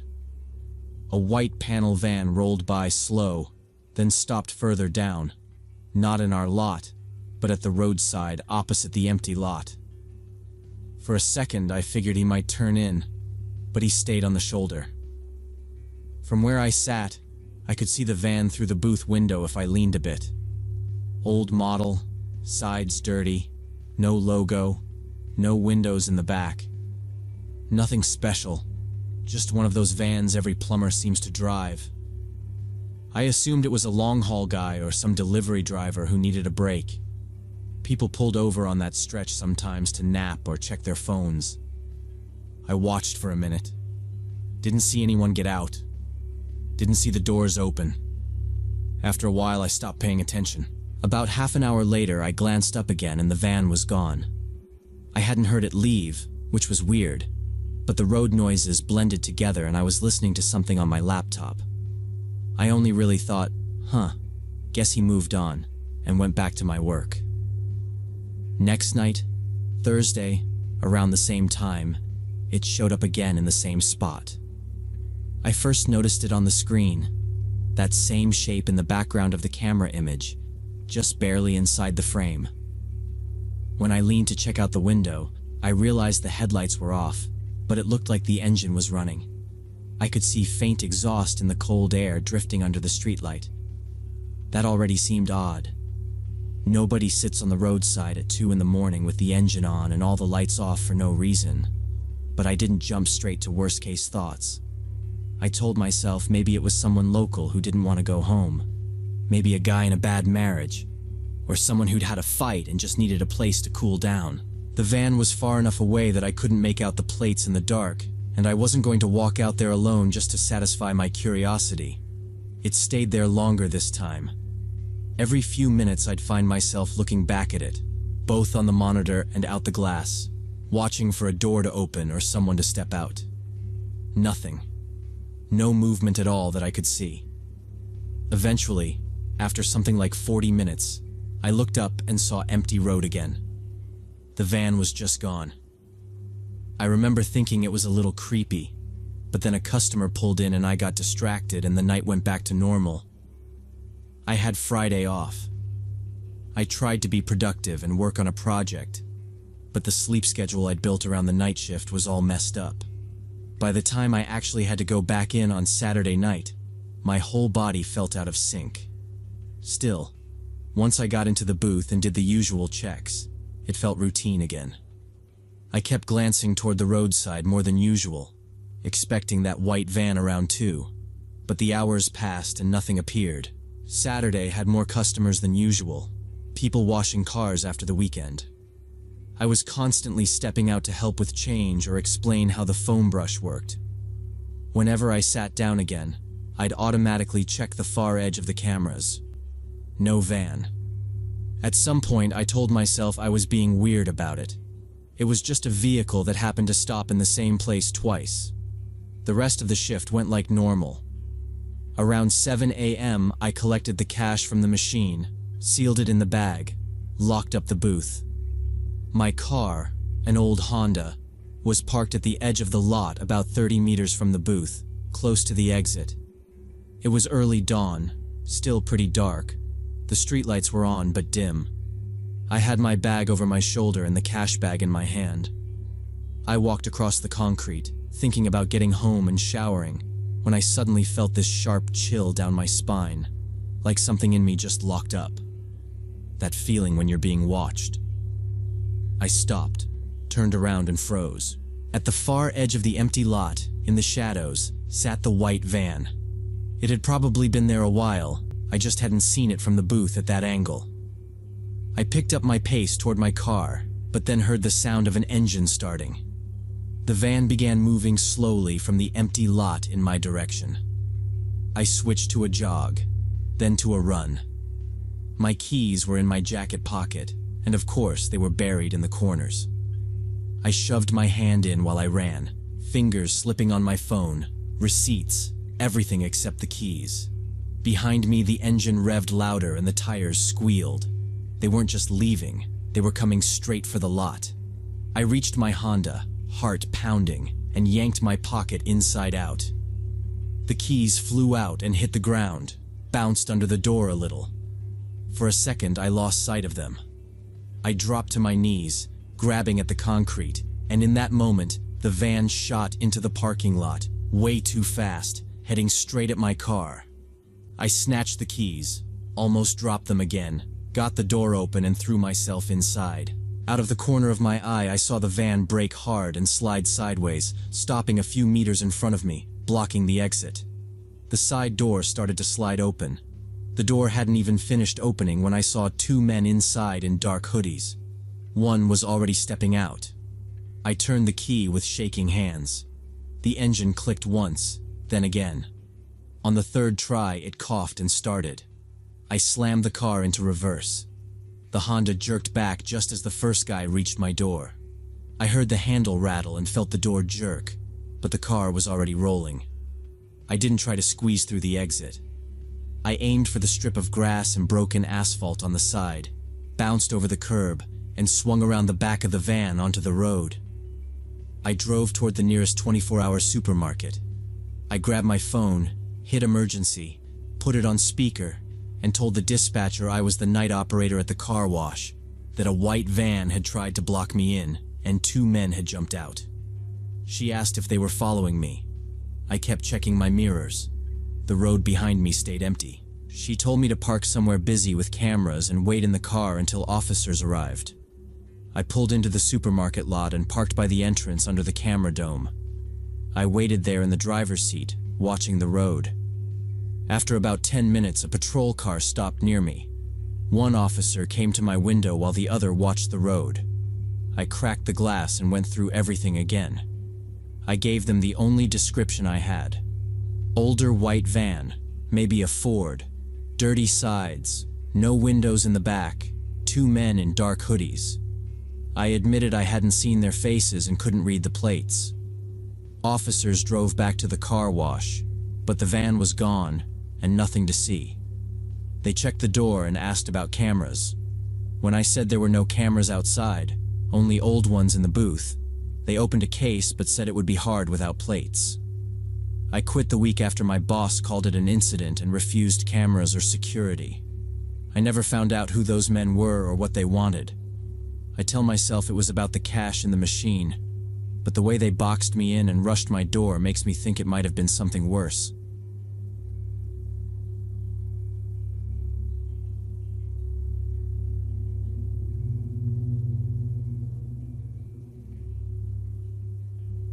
So when I was 21, I got fired from a welding job in Toledo after an argument with my supervisor that got physical.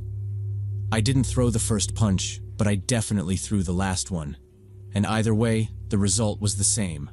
Packed my tools, walked out the gate with my final paycheck, and stood on the highway with my thumb out.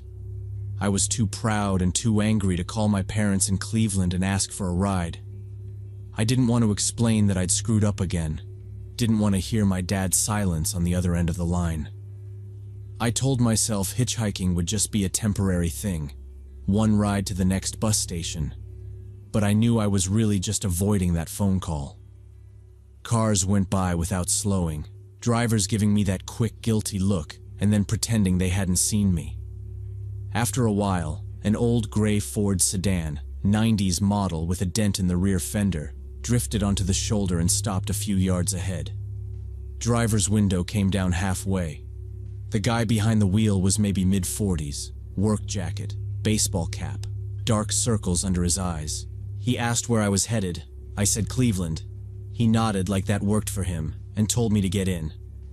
Inside, the car smelled like coffee and cigarettes. There were fast food cups on the floor and a thermos wedged between the seats. For the first half hour, we didn't talk much. He had country music on the radio, low, and I watched the industrial mess around Toledo thin out into farmland. Every so often, I could feel him glance over.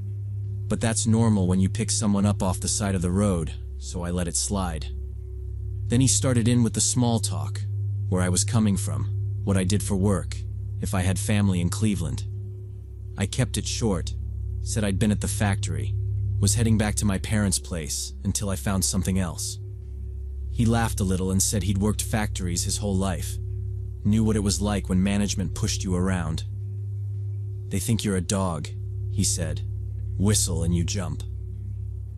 He sounded more bitter than joking, but I agreed anyway. It was weirdly comforting that he seemed to be on my side. He told me about a plant closing, how they'd cut hours before the shutdown so severance would be less. I found myself relaxing, even admitting I'd just gotten fired after a fight with a supervisor. About an hour in, he took an exit off the main highway onto a 2-lane back road. The change caught my attention. I asked if this was still the way toward Cleveland, and he said it was a shortcut, avoids traffic, gets there faster. His tone was casual, and I'd hitchhiked before. Knew people liked their own routes, so I didn't push it. The back road was narrow, fields on both sides, occasional farmhouse way off in the distance. No billboards, no signs for anything bigger than some tiny town I'd never heard of. Once we were on that road, he started talking more, like getting away from the highway loosened him up. He told me about his ex-wife who left him 3 years ago and took their daughter. His voice changed when he talked about her, went tight, hands tightening on the wheel until I could see his knuckles pale. I nodded and said I was sorry, because what else do you say to that? And he kept going. Lawyers, child support, how she wouldn't even answer his calls now. It felt less like conversation and more like he was unloading. Then he asked me something that made everything in me lock up. Still staring at the road, he said, "You ever wanted to hurt somebody? Really hurt them? Make them understand what they did to you?" He didn't say it like a joke. It was calm, almost curious.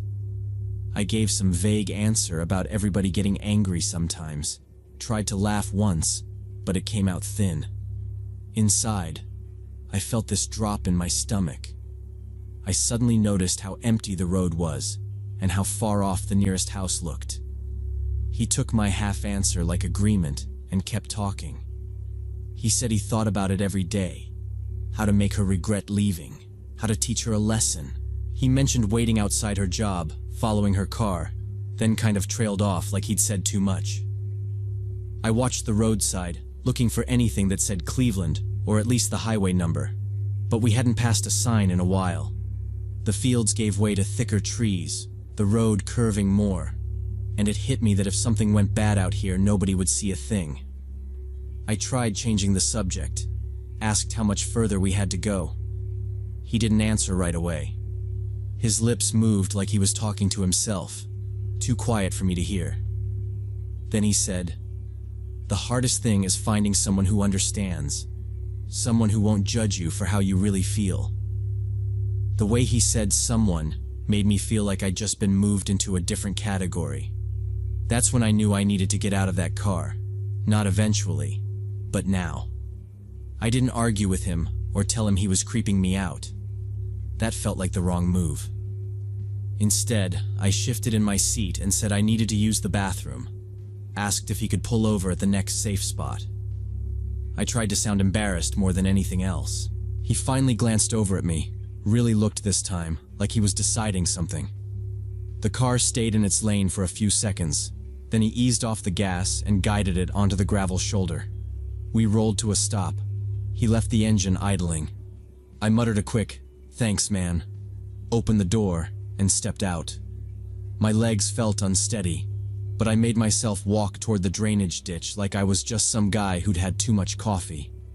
I could feel the air on the back of my neck, and all my attention was on the sound of his door, listening for it to open. I went a few steps down the slight slope and turned my back to the car, pretending to fumble with my zipper, trying to buy time and think. After a couple seconds, I couldn't stand it and glanced back over my shoulder. He was still sitting there, both hands on the wheel, watching me in the rearview mirror. My heart was pounding so hard I could hear it in my ears. I didn't wait to see what he'd do next. I turned and started running back the way we'd come, along the side of the road, not really thinking about where I was going or how far the nearest town was. The shoulder was rough and my boots slipped on loose gravel, but stopping felt worse than falling, so I just kept moving. I told myself if I got far enough I'd hit a gas station, some kind of store, anything with people. After a few minutes my chest hurt, and I heard an engine behind me, low and steady. I turned and saw the gray Ford creeping along about 50 yards back, matching my pace. He wasn't honking or yelling, just following like he had all the time in the world to see what I'd do. That calm, slow speed scared me more than if he'd just floored it at me. There were no cars coming either direction, no houses close enough to sprint to. I pulled my phone out while I jogged and saw no signal, just empty bars. I shoved it back in my pocket and tried not to show how tired I was. Like if he saw me start to limp, it might push him into doing something. Up ahead, through a break in the trees, I saw a field and a barn in the distance, the first sign of anything but trees and road. I cut down into the ditch, climbed up the other side, and left the road completely, heading straight across the field toward the barn, hoping there'd be people nearby, someone who could help. Behind me, I heard the Ford roll to a stop on the shoulder. The engine stayed running, like he was just sitting there, watching. I ran harder, jumping over furrows in the dirt, my work boots slipping on the uneven ground. Every time I stumbled, I pictured going down and him walking over while I tried to crawl away. That picture kept my legs moving. The field felt huge, but eventually I reached a fence, grabbed the top rail, hauled myself over, and dropped into what was clearly a yard. Up ahead was a farmhouse with lights on inside. My legs felt rubbery, but I forced myself toward the porch. When I risked a look back, I saw the Ford still on the road, engine idling, headlights pointed down the shoulder. I ran up the steps and hammered on the front door with the side of my fist, again and again, until it opened, and an older woman stood there, looking more cautious than scared. I was bent over, gasping, trying to get words out, telling her a man in a gray car had picked me up hitchhiking and then followed me when I ran. She didn't argue or treat me like I was crazy. She stepped back and told me to come in. A man's voice from down the hall asked what was going on, and her husband, an older guy in work clothes, came out. She repeated what I'd said, calmer, and he didn't waste time. He went to a cabinet, grabbed a shotgun, and walked past me out to the porch. I stood in their front room trying to slow my breathing, listening to the screen door creak and slap shut. The woman hovered near me, asking my name, where I was headed, if I was hurt. I just kept asking if the car was still there. She glanced toward the front window but didn't go to it, like that was his job. After a minute, he called back that the gray Ford was still sitting on the road. Another long minute went by, and then he said it was moving. I edged close enough to see through the window and caught it rolling away, slow at first, then a little faster, until it disappeared around a curve and the sound faded.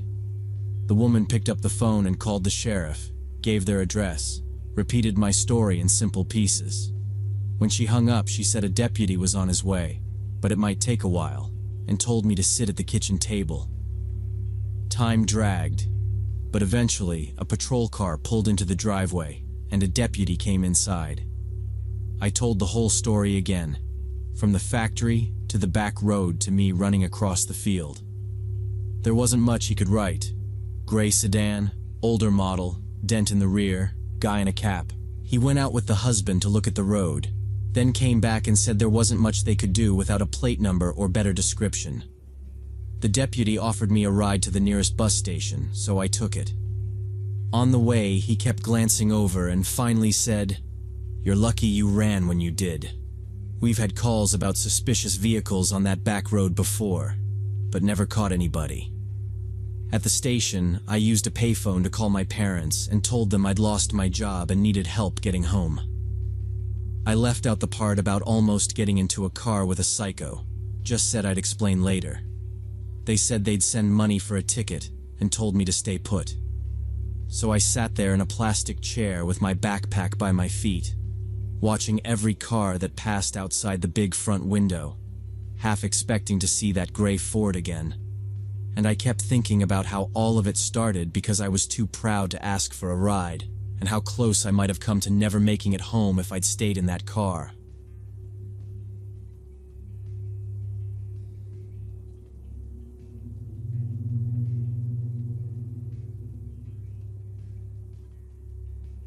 When I was 22, I was in my third year of college in Portland and working part-time at a small bookstore. Everything felt unstable then. My parents had divorced the year before after an affair, and I was stuck trying to stay neutral. I'd answer late-night calls from my mom, then early morning texts from my dad, trying not to take sides while they badmouthed each other. Money was tight, so I grabbed extra shifts whenever I could, and still lay awake doing math with my rent and tuition. Right around then, Laura got hired at the shop, starting the same week I did, and our schedules lined up almost perfectly. We were both 22, both stressed about school, and we started talking while we straightened shelves and complained about customers. A few weeks later, we were grabbing cheap takeout after closing, sitting in my car for an hour because neither of us wanted to go home. At first, Laura honestly felt like the friend I'd been missing, the one person who didn't act bored when I talked about my family. Instead of saying, "Wow, that sucks," she'd ask follow-up questions and remember details, like which aunt was siding with who that week. She'd show up with a coffee and say she could tell I hadn't slept, or text to check I got home safe after closing. Looking back now at 28, I can see how fast it all moved. But at the time, it just felt like finally having backup. If I said I was overwhelmed, she'd reply right away telling me to call any time, that sleep was overrated and friends came first. She'd stay late to help me restock, even when the manager told her she could clock out, shrugging that she hated being alone in her apartment anyway. Once she joked that we were work wives now and asked if I was ever going to leave her for some random guy. I laughed, said she was stuck with me, and didn't think much about how serious she sounded under the joke. Over the next few months, little things started to feel off, mostly around how quickly she could get hurt or offended. If I didn't answer her within an hour, I'd unlock my phone after class to 3 or 4 messages asking if I was mad at her. Once during a midterm, I left my phone in my bag and came back to a long text about how she clearly cared more than I did. She apologized later, blamed her anxiety, and I accepted it because honestly, everyone I knew was anxious, and I didn't want to lose her. Around 6 months in, my manager promoted me to senior sales associate, which meant a tiny raise and more responsibility. I told Laura on our break, expecting her to freak out with me, but she just gave this stiff little smile and said I was good at getting management to like me. She added that she didn't have that talent, then changed the subject, and for a while every nice thing my boss did for me came with a side comment from her. If the manager asked me to handle a display, Laura would mutter that of course her favorite got the job, half laughing like she wanted it to sound harmless. When I started seeing a guy from my study group, Mark, she met him twice and immediately decided there was something wrong with him. She'd roll her eyes when I mentioned him, say he gave her weird vibes, or that I was finally getting my life together and now tying myself to some mediocre dude. If I spent a weekend studying at his place, she'd text that I was forgetting who had been there when everything at home fell apart. I tried to be fair, splitting my time, inviting her to group hangouts. But slowly I started feeling guilty that anything in my life was going even slightly right. That winter, Laura mentioned a closed Facebook support group and urged me to join there anonymously. I dumped the divorce and money stress there, and soon supportive listener wrote long, careful replies analyzing feelings, suggesting ways to cope with situations. We started messaging privately on Facebook after one of my longer posts in the group. Supportive listeners said they had also gone through their parents' divorce and understood my pain. They wrote that they felt a special connection with me and were glad they could finally help someone who deserved it. It sounded intense, but I was touched. Over the next 4 months, we talked almost every day. I sent long messages between classes and during slow hours at the bookstore, telling them things I had not told anyone else about my family, money problems, and constant stress back then too. I even started talking about Mark, my boyfriend from class, telling every small argument and insecurity. Supportive listener always took my side, writing long replies about how I was strong and smart and deserved better from everyone around me. While that was happening, things with Laura at work were getting strange. She stopped waiting for me after shifts and barely looked up from her phone when I came in. Twice she forgot to pass along schedule changes from our manager, so I showed up wrong and looked unreliable in front of customers and coworkers. It started bothering me every single shift. In April, for my birthday, I decided to have a small thing at my apartment and invited a few classmates, Mark and Laura. It felt wrong not to include her. She showed up with a bottle of wine, hugged me, joked with Mark, and acted totally normal. so I started to relax. Later, when most people had left, I went to my room to grab my phone and saw Laura at my desk, my laptop open in front of her. She jumped, slammed the lid shut, and said she had only been trying to put music on through my Spotify. The next day, I could not stop thinking about it, so I checked my browser history and saw my Facebook login page and profile in the recent tabs from late that night. I kept my password saved on that laptop. Realizing someone had opened my account made me feel sick, but other people had been in my room, so I just changed the password and tried to move on. About a week later, I got a new message from supportive listeners saying they knew my real name, where I studied, where I worked, and that it was not a coincidence either. The message said I needed them, that they had spent much time supporting me, and now I had to trust them completely. Reading it back, I realized my anonymous account never listed my real name, school, or job. The only place those details matched was my Facebook. I took screenshots and sent them to Mark. When he called, he said it sounded like stalking, and that the way they praised me as the strong one was exactly how Laura talked. I blocked and reported the account, and then went to my manager, campus security, and the police to file reports. After the reports, nothing dramatic happened. Laura kept acting distant at work, and a few weeks later she quit by email and stopped showing up. Around the same time, the supportive listener account vanished from the group. I never got proof it was her, but at 28 I still think about how neatly the pieces fit together and how easily she had access to my life. It changed how I use the internet and how I pick friends. Now I notice when someone tries to isolate me, and I take that feeling seriously instead of calling it paranoia these days.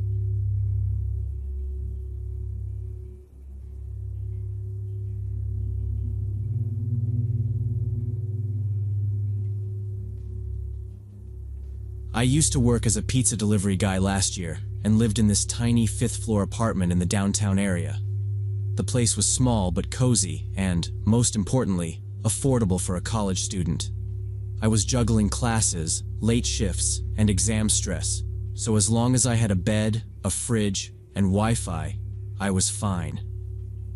The building had this double lock system where you needed a key for the main entrance and another one for each floor, plus your own door on top of that.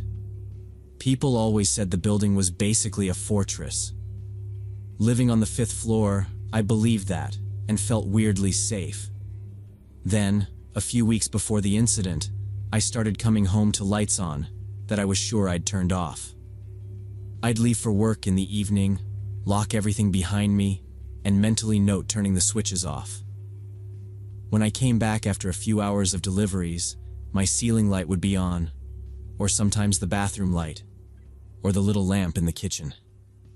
At first, I blamed my own memory.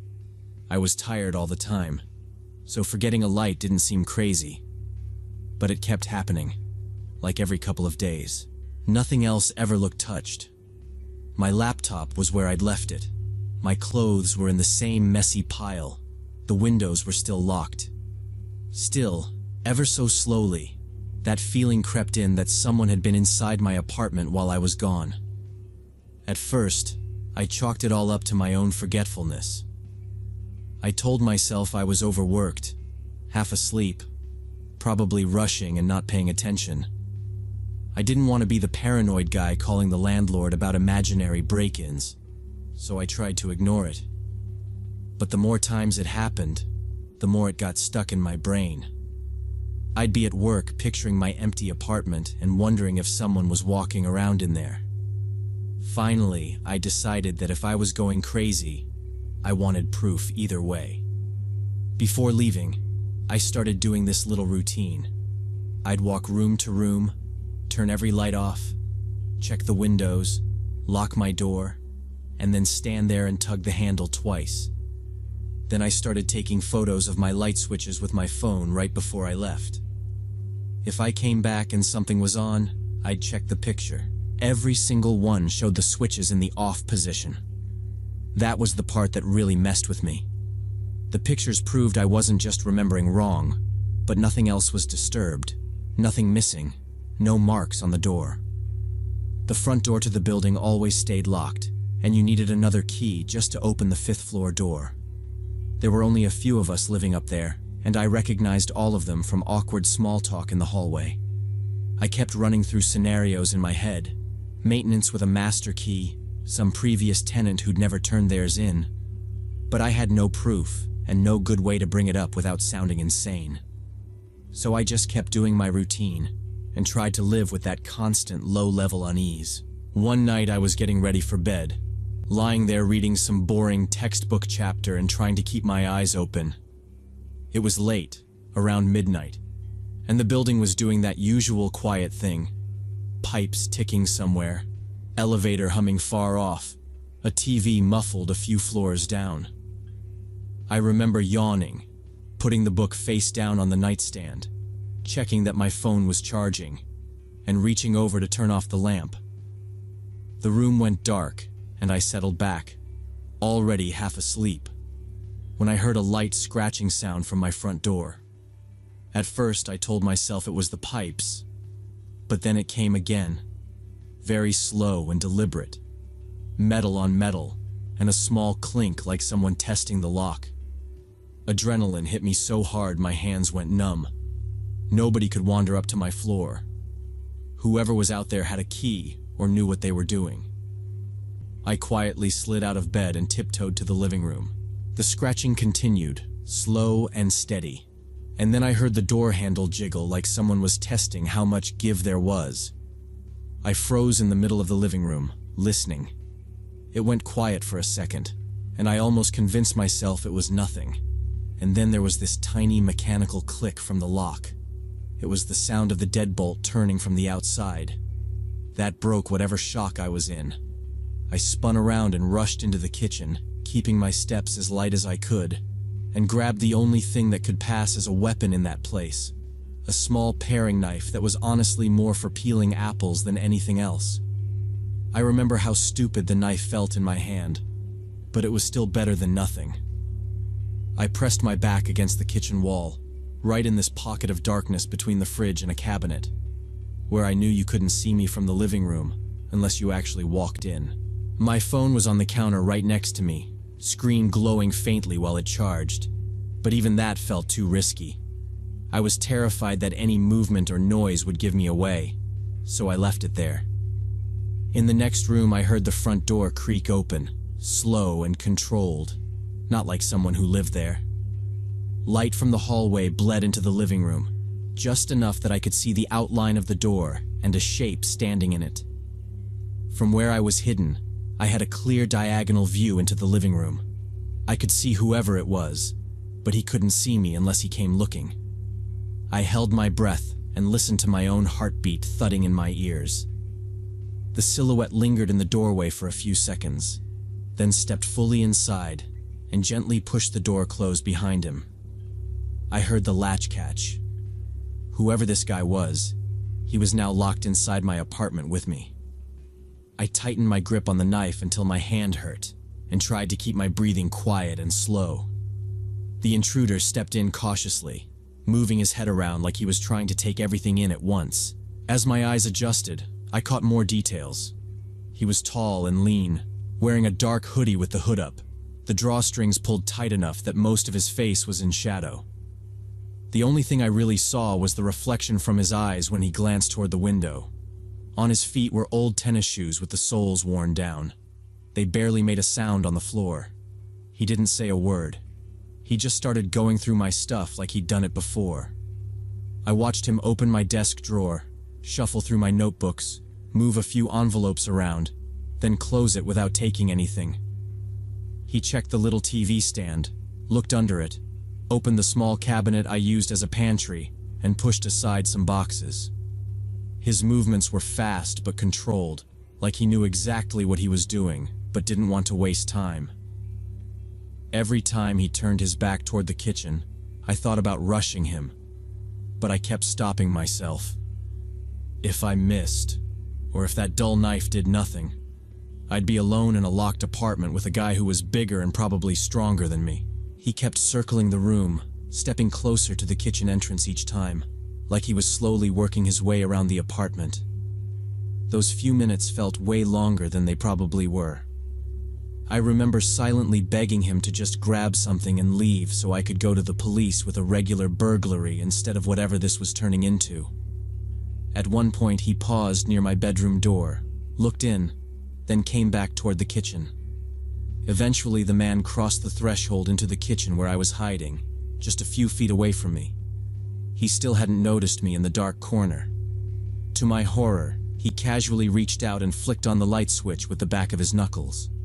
The kitchen lit up in an instant. For a split second, we just stared at each other. His eyes went wide, mine probably did too, and then everything happened at once. He jerked back in surprise, and I lunged forward on instinct, driving the little knife toward his upper body. The blade hit his left shoulder. I felt resistance, like trying to push into tough rubber, and for a second I honestly didn't know if I'd done anything at all. Then he let out this short, raw shout and grabbed at the wound with his hand.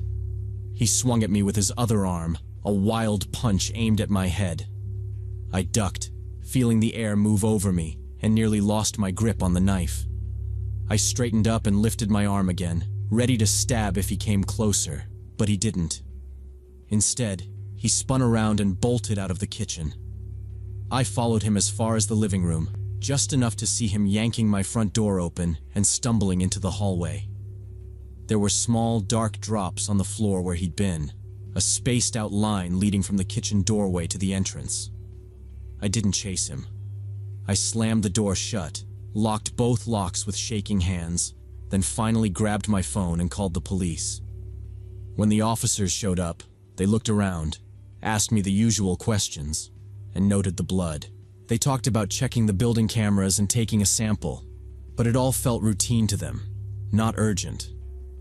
In the weeks after, no one ever called me back with an update. When I followed up, they just said the case was open and they'd let me know if anything came up. As far as I know, nothing ever did. To this day, I still don't know for sure if the guy that night was the same person who'd been in my apartment before, turning my lights on and off and quietly going through my stuff. But I'm almost certain it was. The way he moved around felt too practiced, too familiar. After the break-in, I kept replaying everything and realizing how long he might have had access, how many times he could have been inside when I was working late deliveries. I moved out as soon as my lease was up, but even now I still double-check every door and every light before I leave any place. He didn't even bother to take anything.